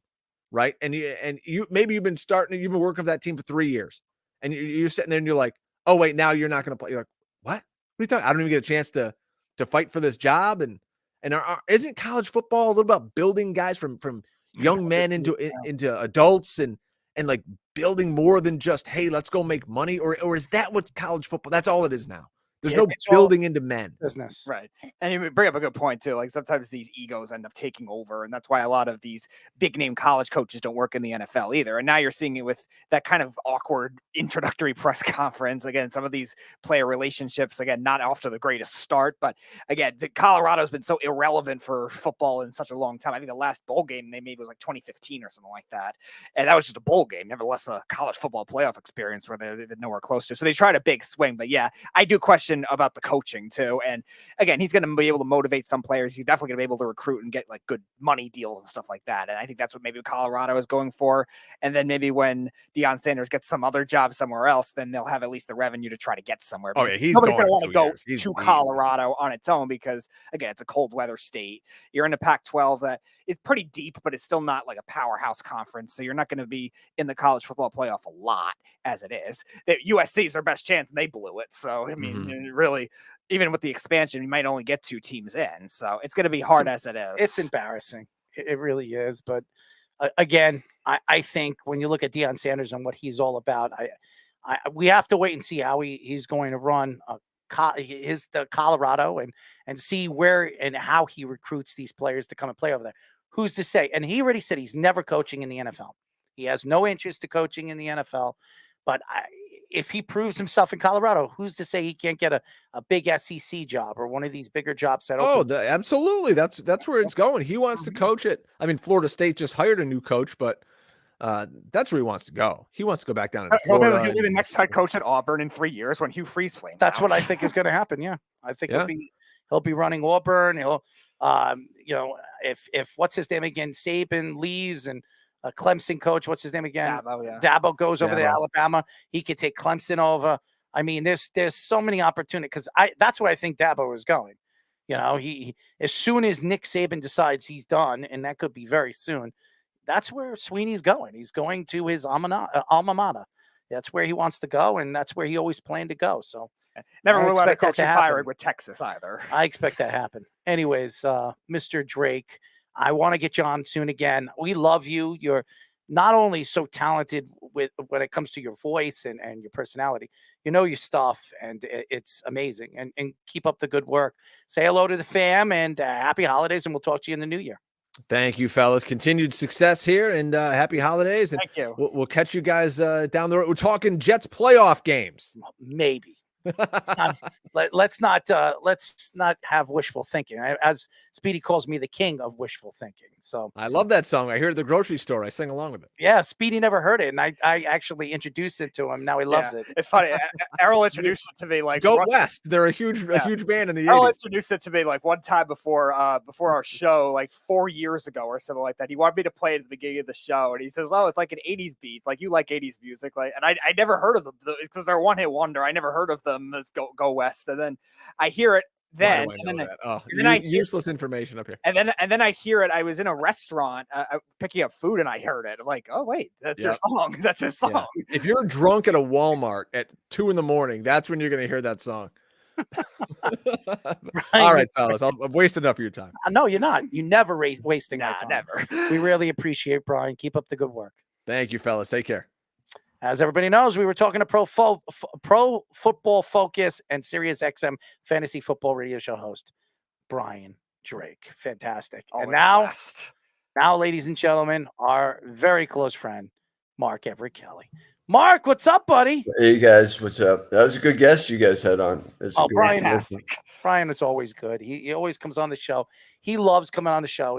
Not only does he know his stuff, he does very well on Sirius XM. He has a huge fan base and one of the best voices when it comes to radio that I've interviewed with. I mean, the guy's got a great radio. Definitely has a radio voice. 100%. And he's a great personality. He really is. And a good family man. I really love what he does with his family. He's got, I think he has 3 kids. If I'm not mistaken. I think he has two daughters and a son, if I remember correctly. And I've seen pictures of them. Beautiful kids. So good for him. And, keep up the good work, Brian. We love you. So Mark, how you feeling, buddy? All right. All right. As always. So I got a doctor appointment Thursday morning. I'll find out more. Yeah, we'll definitely talk. We'll definitely talk before then. But so why don't we get into it, man? What would you like to talk about when it comes to the NFL in this week? Is it Jimmy Garoppolo possibly coming back for the playoffs? Is it Lamar Jackson? Lamar Jackson out for 2 to 4 weeks, or is it the great Mike White starting? Could be the starting quarterback. By the way, did you hear what Chris Sims said about the whole Mike White thing? How the Jets are doing the wrong thing to Zach Wilson? Yeah, he's always got something to say, Chris Sims. Yeah, they a lot of these guys think that the Jets should be putting Zach Wilson as the backup, not Joe Flacco, and that they're ruining this kid. He should be backing up Mike White in case Mike White gets hurt. Right, but how are they ruining him? I mean, that's why the Jets sat him, because they felt he was taking everything for granted. So if he just, even if he's a backup, I don't see the real difference between him and Flacco at this point. Let him watch and let him eat some humble pie. But anyway, you and I were talking the other day about the AFC playoff picture, right? And what other, just got to get to 10 wins. And people are saying, well, the Chargers were their real competition. They lost on Sunday, so they're 6-6. They're done. They're done. The Patriots as well. They're going to play Miami this week, the Chargers. So. Right. And the Patriots are 6-6. And if the Jets lose against Buffalo this week, they're still 7-6. Right. I still don't think the Patriots are catching them. I don't think the Chargers. I think it really has to do, honestly, with the AFC. I think the Jets play against themselves. I mean, if the Jets could win, they have who do they got? They got Buffalo. Then they have the Lions. They have Jacksonville. They should be even. Yes, Lions and Jacksonville are going to be tough games. Yes, but they'll be Jacksonville. And well, I don't know. I'm not going to say that they can beat anybody. I think they can beat Buffalo this week, but I also think they could lose to the Lions and the Titans. I mean, the Lions and the Jaguars. Both of them are much improved right now. So, and then you look at the other. Look, these are the teams I'm looking at more than the Patriots or the Chargers. Okay, the Browns are 5-7. They're playing much better. They didn't score a touchdown. Their defense scored everything. I love the Browns roster, but that's a lot to trust all at once for a massive turnaround. They have one of the best rushing teams in the league. Their schedule isn't that tough closing out the season. Yeah, they got Cincinnati and Baltimore, but then they have the Saints, the Commanders, and the Steelers. And they've won the last 2 games. What? Commanders are no push either. They're not easy. No, but I'm saying is that the Jets' schedule is pretty tough when you look at it. Even the Raiders, look at the Raiders at 5-7. Raiders have, the games they've lost, they've barely lost.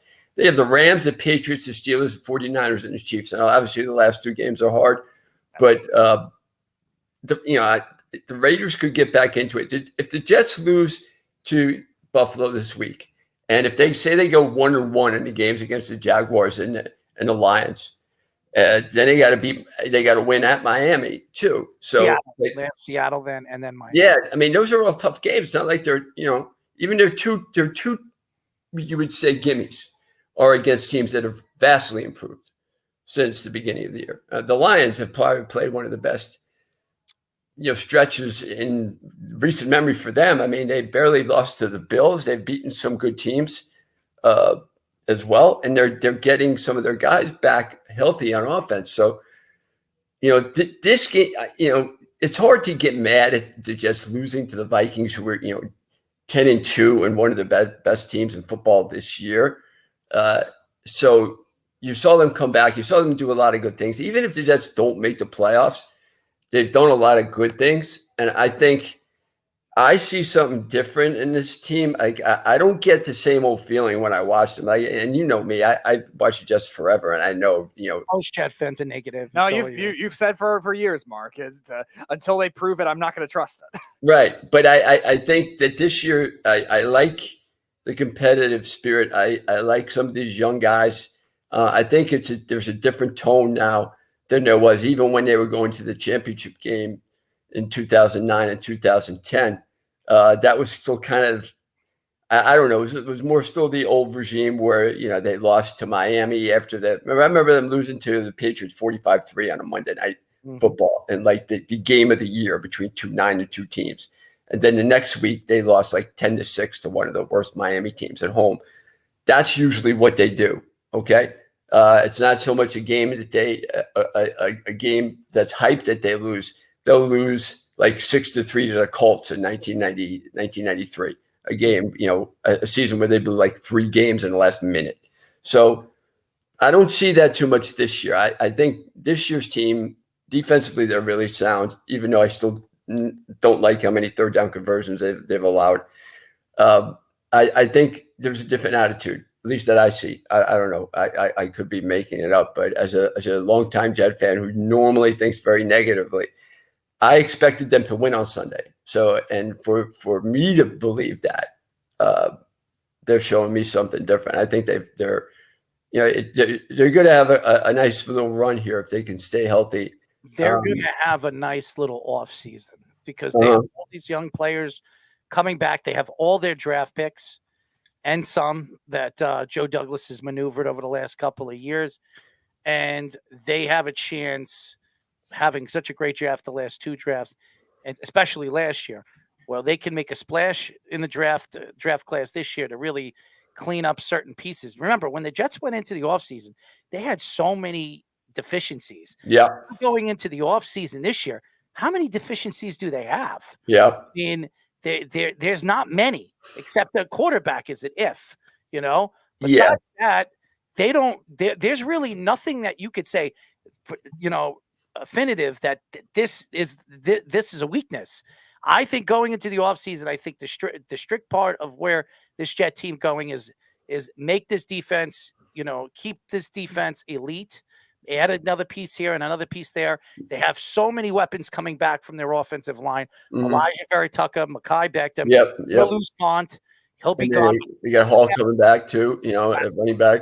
If they had Hall on Sunday, they would have won. He would have gotten the ball in the end zone. 100%. And they have Max. They have Max Mitchell looks like a player. This offensive line, they have Brown for another year. Dwayne Brown's been looking really good ever since they brought him in.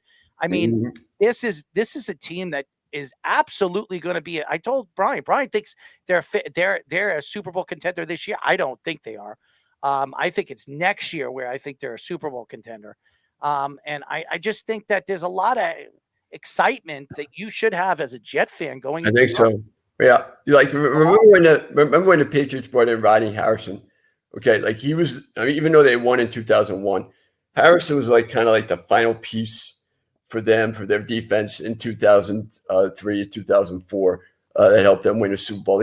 Guy was a big time playoff performer. I hated him as an opponent because he always got like a cheap shot in at the end of a play. I think that those types of guys, the Jets are missing that type of guy that they can look to give them a veteran presence. I remember they signed Jason Taylor in 2010. He had a couple big. I remember him sacking Brady at the end of a game that they won, and he had a big presence there.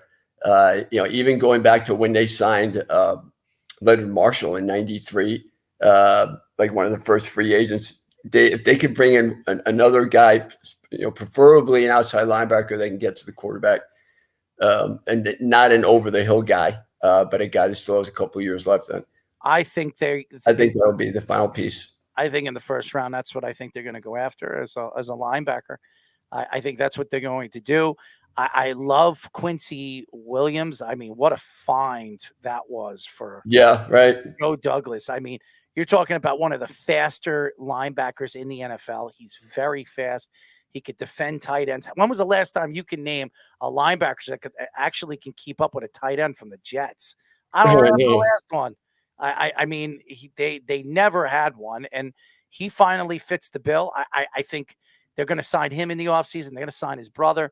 I mean, and Joe Douglas has his enough for him. How good of a job has he done? I mean, he didn't get enough credit. I mean, he turned the whole franchise around, and he didn't even get that draft. If you remember, who was the guy before him? They let Kai Beckham draft was a horror. His first draft. Mike McCagnon is the one you're thinking. McCagnon, right? They let McCagnon run that draft in the first year. They had the guy with the freaking weird eyes at the press. I'll never forget that press conference. What a nightmare! Adam Gase. Adam Gase, and then they went with Gase's. Let's get rid of McCagnon. That was probably the best thing Gase did was bring in. I said that probably too. the only good thing he did. And listen, if Joe Douglas winds up winning a Super Bowl, I'm going to tell Jet fans. I'm going to say for all you Jet fans that absolutely hated Adam Gase, all you got to say, all I'm going to say is. Tell him, write him a letter. Thank you. You did one thing right. Yeah.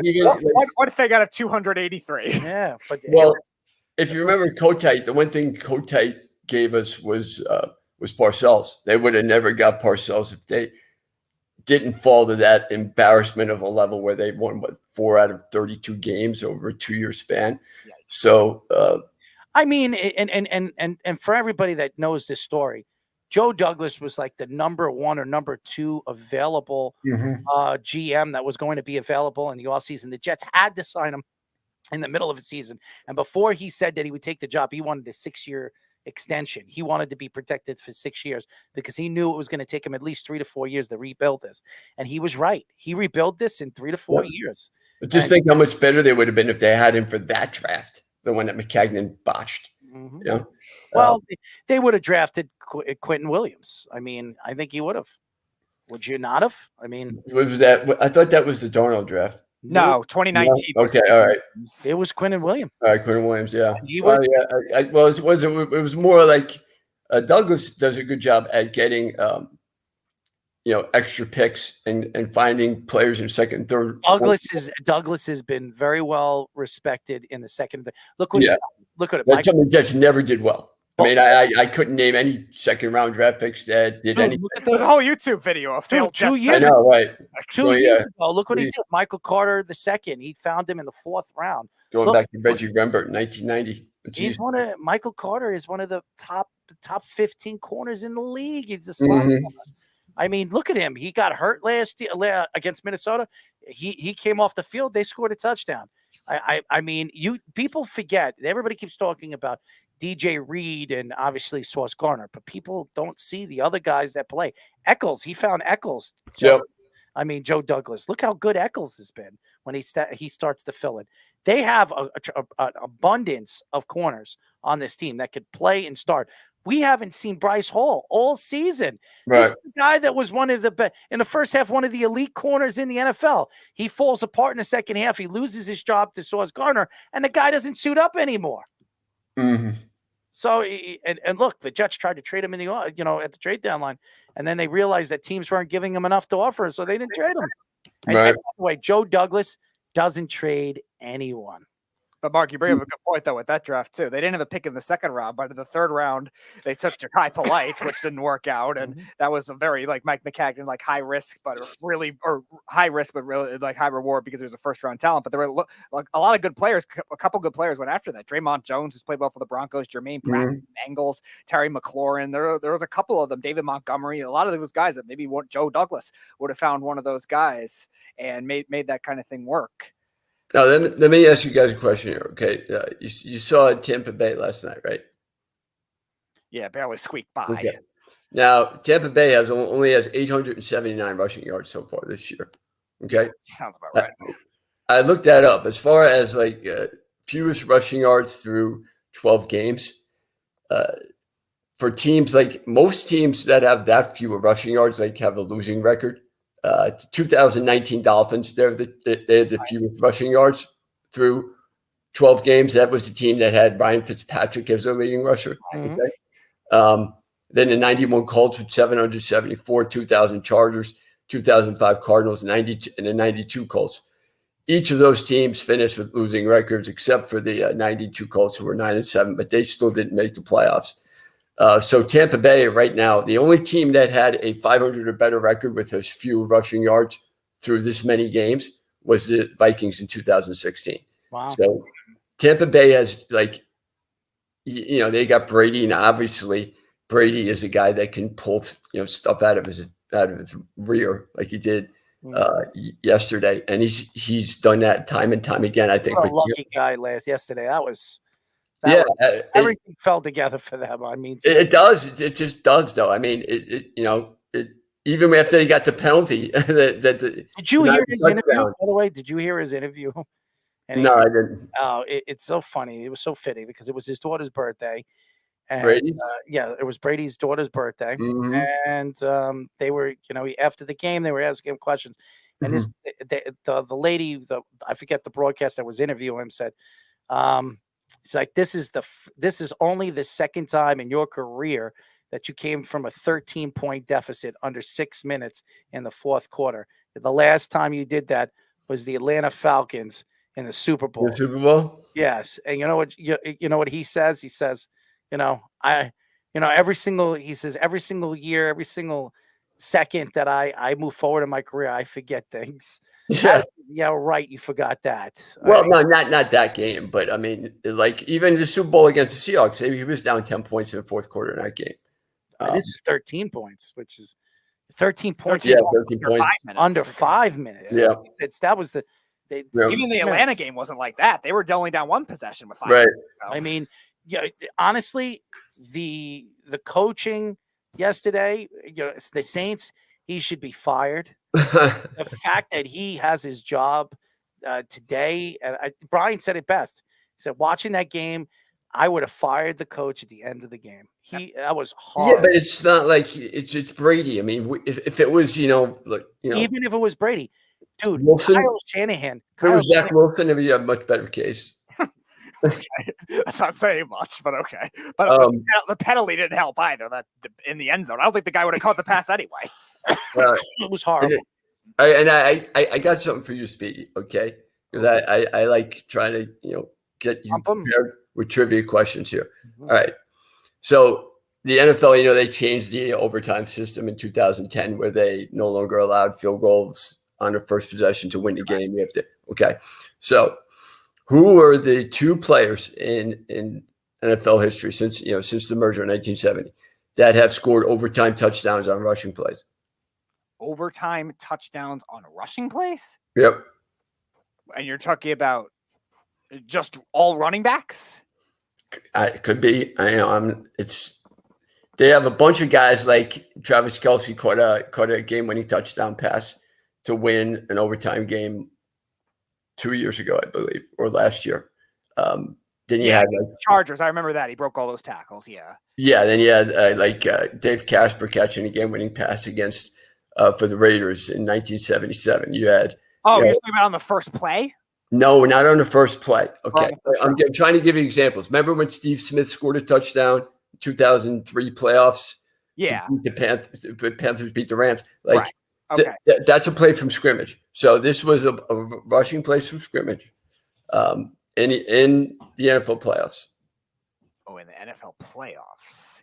In the playoffs. In overtime. Deebo Samuel? In the playoffs in overtime. No. Ooh, that is a good question. That is a very good question. Obviously, the first ever rushing touchdown was Alan Amici, okay, in 58. John Riggins, was he one? No. Not John Riggins? No, the Redskins didn't didn't go to overtime. Okay, I don't know exactly what's over. All right. All right. So in 2008, I don't know if you remember this game, but 2008, the Chargers beat the Colts and Darren Sproles had a walk-off running touchdown. Who doesn't remember Darren Sproles? One of the smallest running backs we've ever seen. Yeah, Chargers. Yeah, and I remember him more with. I remember him more with the Philadelphia Eagles. Eagles, yep. The same. Yeah, he's really good. Yeah, he was. And then in 2000, this was a game where, remember Peyton Manning, he came in 99, they won the division after they were 3-13 in 98. Edgerrin James? No. So in 2000, they took a step back and they made it as a wild card team. Okay. Lamar Smith beat the Dolphins beat the Colts in a wild card game at Miami. There was a 17-yard touchdown run and that knocked him out. It was shocking that happened. He ran for over 200 yards that game, Lamar Smith. Not a very good running back. And for Miami at the time, and Miami had 1 year, past Dan Marino. Marino's last game, they lost 62-7 to Jacksonville. And I was just looking that up because I wanted to see how many times that had happened with rushing touchdowns. Those are the only two ones outside of Amici that I found. Yeah, that is surprising. No, I definitely would have gotten Lamar Smith. I kind of remember the Darren Sproles one now. Mm-hmm. Yeah, because that was again, the Chargers that barely squeaked in the playoffs. They won 4 straight games to get in. Yeah, at 8-8. Yep, yeah. 8-8. Right. And that. But it was always Peyton Manning's kryptonite, so then they beat him in the playoffs. Yep. And that Colts team was 12-4, and both those games, Lamar Smith and Darren Sproles, they're both against Peyton Manning. And then Speedy was walked to the bus stop, right? On a Sunday? Probably not. The school bus stop, Yeah, but the playoffs are usually on the weekends. I don't think I would have gone to school. We'll take you to the school. We'll take you to buses, kindergarten. I don't think would have been running at that time. Yeah, but we'll take you to kindergarten again, okay? In 2008, I was 13. Well, you were sent in back 2000. Yeah, in 2000 I might have been. We'll send you back again a couple of years. What do you think? Well, 2000 I was in kindergarten with the Lamar Smith one, so maybe that could be. I don't know. Let me tell you something. I don't know exactly what day that game was, Mark, but it was a Saturday. I might have. Yeah, okay. Saturday or Sunday. Speedy needs a haircut, Mark. He really needs one bad. It looks like a mop on the top of his head. I have to say this about Speedy. He's 27 years old. I haven't seen a gray hair. 28, right? 27. I haven't seen a gray hair. Funny enough, my father actually had some gray hairs when he was a teenager. But I don't know what he has in his pants. That's the thing, I'm not explaining that. Well, you do. You did say I'm not explaining. You do have an Amazon rainforest there, don't you? I want to tell Mark this because it's funny. My father actually had some gray hairs as a teenager between his legs. No, enough with the legs. And my mother and some of their friends would always reference it as the paint spot. They called it. See what I'm telling you? There's just random spots on his hair that were gray. And this is what he was. How do we get on this topic? Because he brought up my hair. Oh, okay. Yeah, well, and I'm trying to deviate away from him talking about inappropriate hair spots. Well, but you do have hair. Enough. I'm just saying. I'm just really getting through it here. It means a lot to me. Anyways, we're talking to Mark Everett Kelly, a very close friend, a broadcaster, researcher, Emmy Award winning, fantastic personality, and he actually has nicer hair than Speedy. He actually shaves between his legs. Let's go, Mark. What else would you like to get into? Yeah, I try to keep that. It's kind of a personal. Yeah, you have to take care of yourself over there. You still do. Yeah, we all have our grooming. Yeah, well, Speedy doesn't. He doesn't know what grooming is. His grooming is look at it and hopefully it doesn't fall out. You need to get one of those lawnmowers. He needs one, man. I mean, honestly, right, Speedy? I don't know. He doesn't know. He doesn't know, but we'll say yes. Go ahead, Mark. Yeah. So then one other thing I noticed when I was looking up, how teams scored in overtime. There's only one defensive touchdown and one in overtime game. The Carlos Dansby one. That one I know against the Packers. Right. You know what? That one I left out. You're right. There were two because Al Harris had the other one. That's the one. Yeah. Okay. You're right. Carlos Dansby against Green Bay. That was a 51-45 game. I love 51-45. And didn't he kick it? Yeah, he popped it up into the air off of his knee and then caught it and returned it for a touchdown. Dansby, one of my favorite linebackers. Yeah. Okay. So there were two then. And Al Harris was the other one. What was your favorite? Oh, against Seattle, yeah, that's What right. was your favorite NFL play you've ever seen? Mine? Your favorite? I'll tell you mine. I'll tell you. And when Marshawn Lynch ran all over the Saints, you remember? Yeah. Saints won the Super Bowl. The year later, the Seattle Seahawks with a losing record gets into the playoffs, and Marshawn Lynch just friggin' ran through the whole defensive line and secondary, and somehow, 50-yard run? He couldn't be stopped. That was awesome. That was probably the craziest, most awesome thing I've ever seen. A player do. And the funny thing is, if the end zone was even further, he needed to score again, he probably could have went another 20, 30 yards. I know. I mean, they don't give him the ball at the 1 yard line when they have a chance to beat the Patriots. Yeah, I have no idea, but that was probably the craziest thing I've ever seen in the playoffs. Any of you, Speedy, what was the craziest thing you've ever seen in the playoffs? You let me answer. You know what? You're last because you know why? Yours is probably very interesting. You know what was an interesting one is that Steelers Jaguars playoff game that David Garrard run on fourth down was absolutely over. I forget the exact number. It was over 30 yards though. Set them up at the first shot because the Steelers were like world beaters at that time. Like it was thought of them and the Patriots had the best rosters in the NFL. Here comes the Jaguars. They make the playoffs for the first time in who knows how long, and he gets that run on fourth down, sets them up field goal range. Josh Scobie makes a field goal and it shocks the Steelers. That's in that moment was just insane. All right, Mark, you're the last. Let's hear it. But I mean, a couple of things stick out. The play before they threw the intercept, Wilson threw the interception at the 1 yard line. Remember, I think Jermaine Kearse had a catch where it kicked off with the Patriot defender. It was like a miraculous play. Typical, like the Patriots were thinking, "Oh my God, here we go again," because the Patriots have a history of allowing game-winning touchdowns in the final minute of Super Bowls, or game tying or go-ahead touchdowns, and everyone thought that was going to happen again. The thing that shocked me the most about that is that Belichick didn't call timeout, and like the clock was ticking. I'm thinking this arrogant, you know what? That's okay. How is he not calling a timeout? And then, of course, it worked out. But there was a great playoff game in 2002 between the Steelers and the Titans, where Joe Nedney missed like 2 field goals and the Steelers got penalties called on each one of them. Jeez. One of them was was Nedney, like he won I think Academy Award for this performance, but they said he hit him after the kick went wide and it was a roughing the kicker penalty. And this was so obvious that no one touched him, and he just spun around. And those were, remember in 2001, the Steelers with Cordell Stewart, 13-3, had the best record in the AFC, and then lost to the Patriots in the championship game. Cowher, as their coach, they always were in the playoff run. From '92 to when he retired in 2005, when he actually won a Super Bowl. But those Steelers teams were really good. And the Titans, they had a really good rivalry. Eddie George was running back. I was just going to say Eddie George when he got stopped at the, at the end of the game in the Super Bowl on the foot. Well, that was Eddie George. That was Kevin Dyson. I was just gonna say Eddie George. You took the name right out of my head. He was. I saw him one time at an airport. And one of the nicest people you'll ever yeah, meet. He is Ohio State grad. Yeah, he was. I remember one year he had over 400 carries with the Titans. They just ran him into the ground. But probably my favorite playoff game that I've seen was either two. It was the Chargers and Dolphins. I was 7 years old watching that game. 41-38. Kellen Winslow, they had to carry him off the field because he single-handedly kept the Chargers in the game. And it was just so many great plays back and forth. And then one of the championship games was the Niners and the Cowboys. This was same year actually in '81 when Dwight Clark caught the touchdown pass from Joe Montana.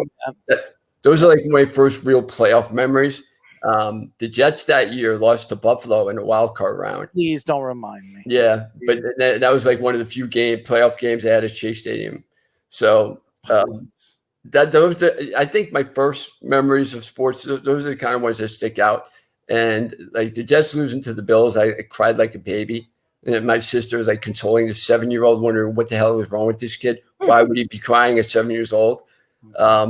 And then the other two games, the Dolphin game was the next week, and then the Cowboy game was the week after.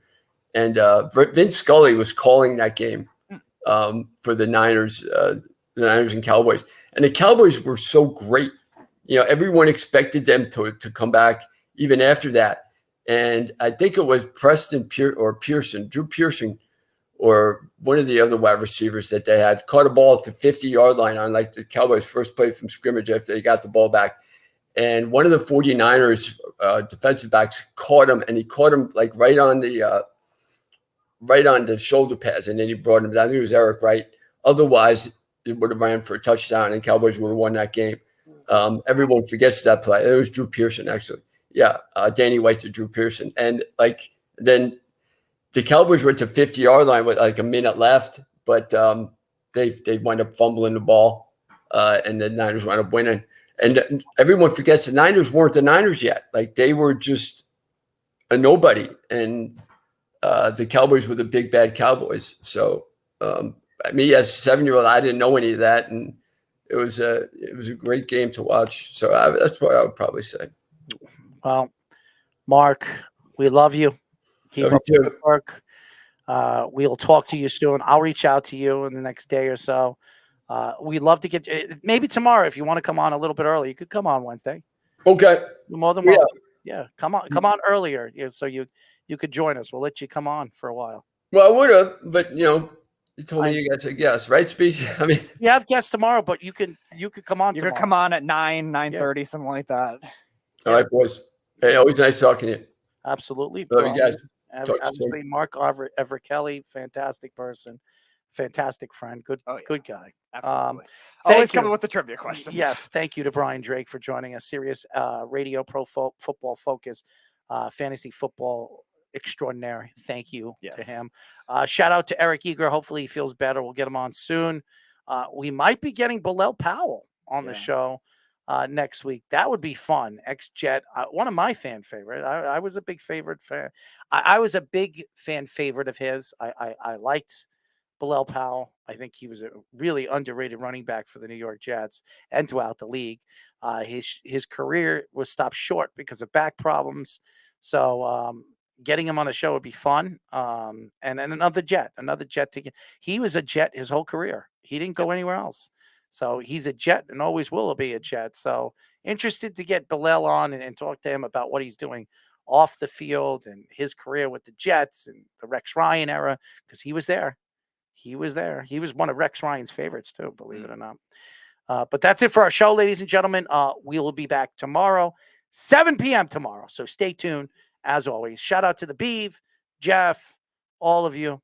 Good night. You're listening to the Worldwide Sports Radio Network.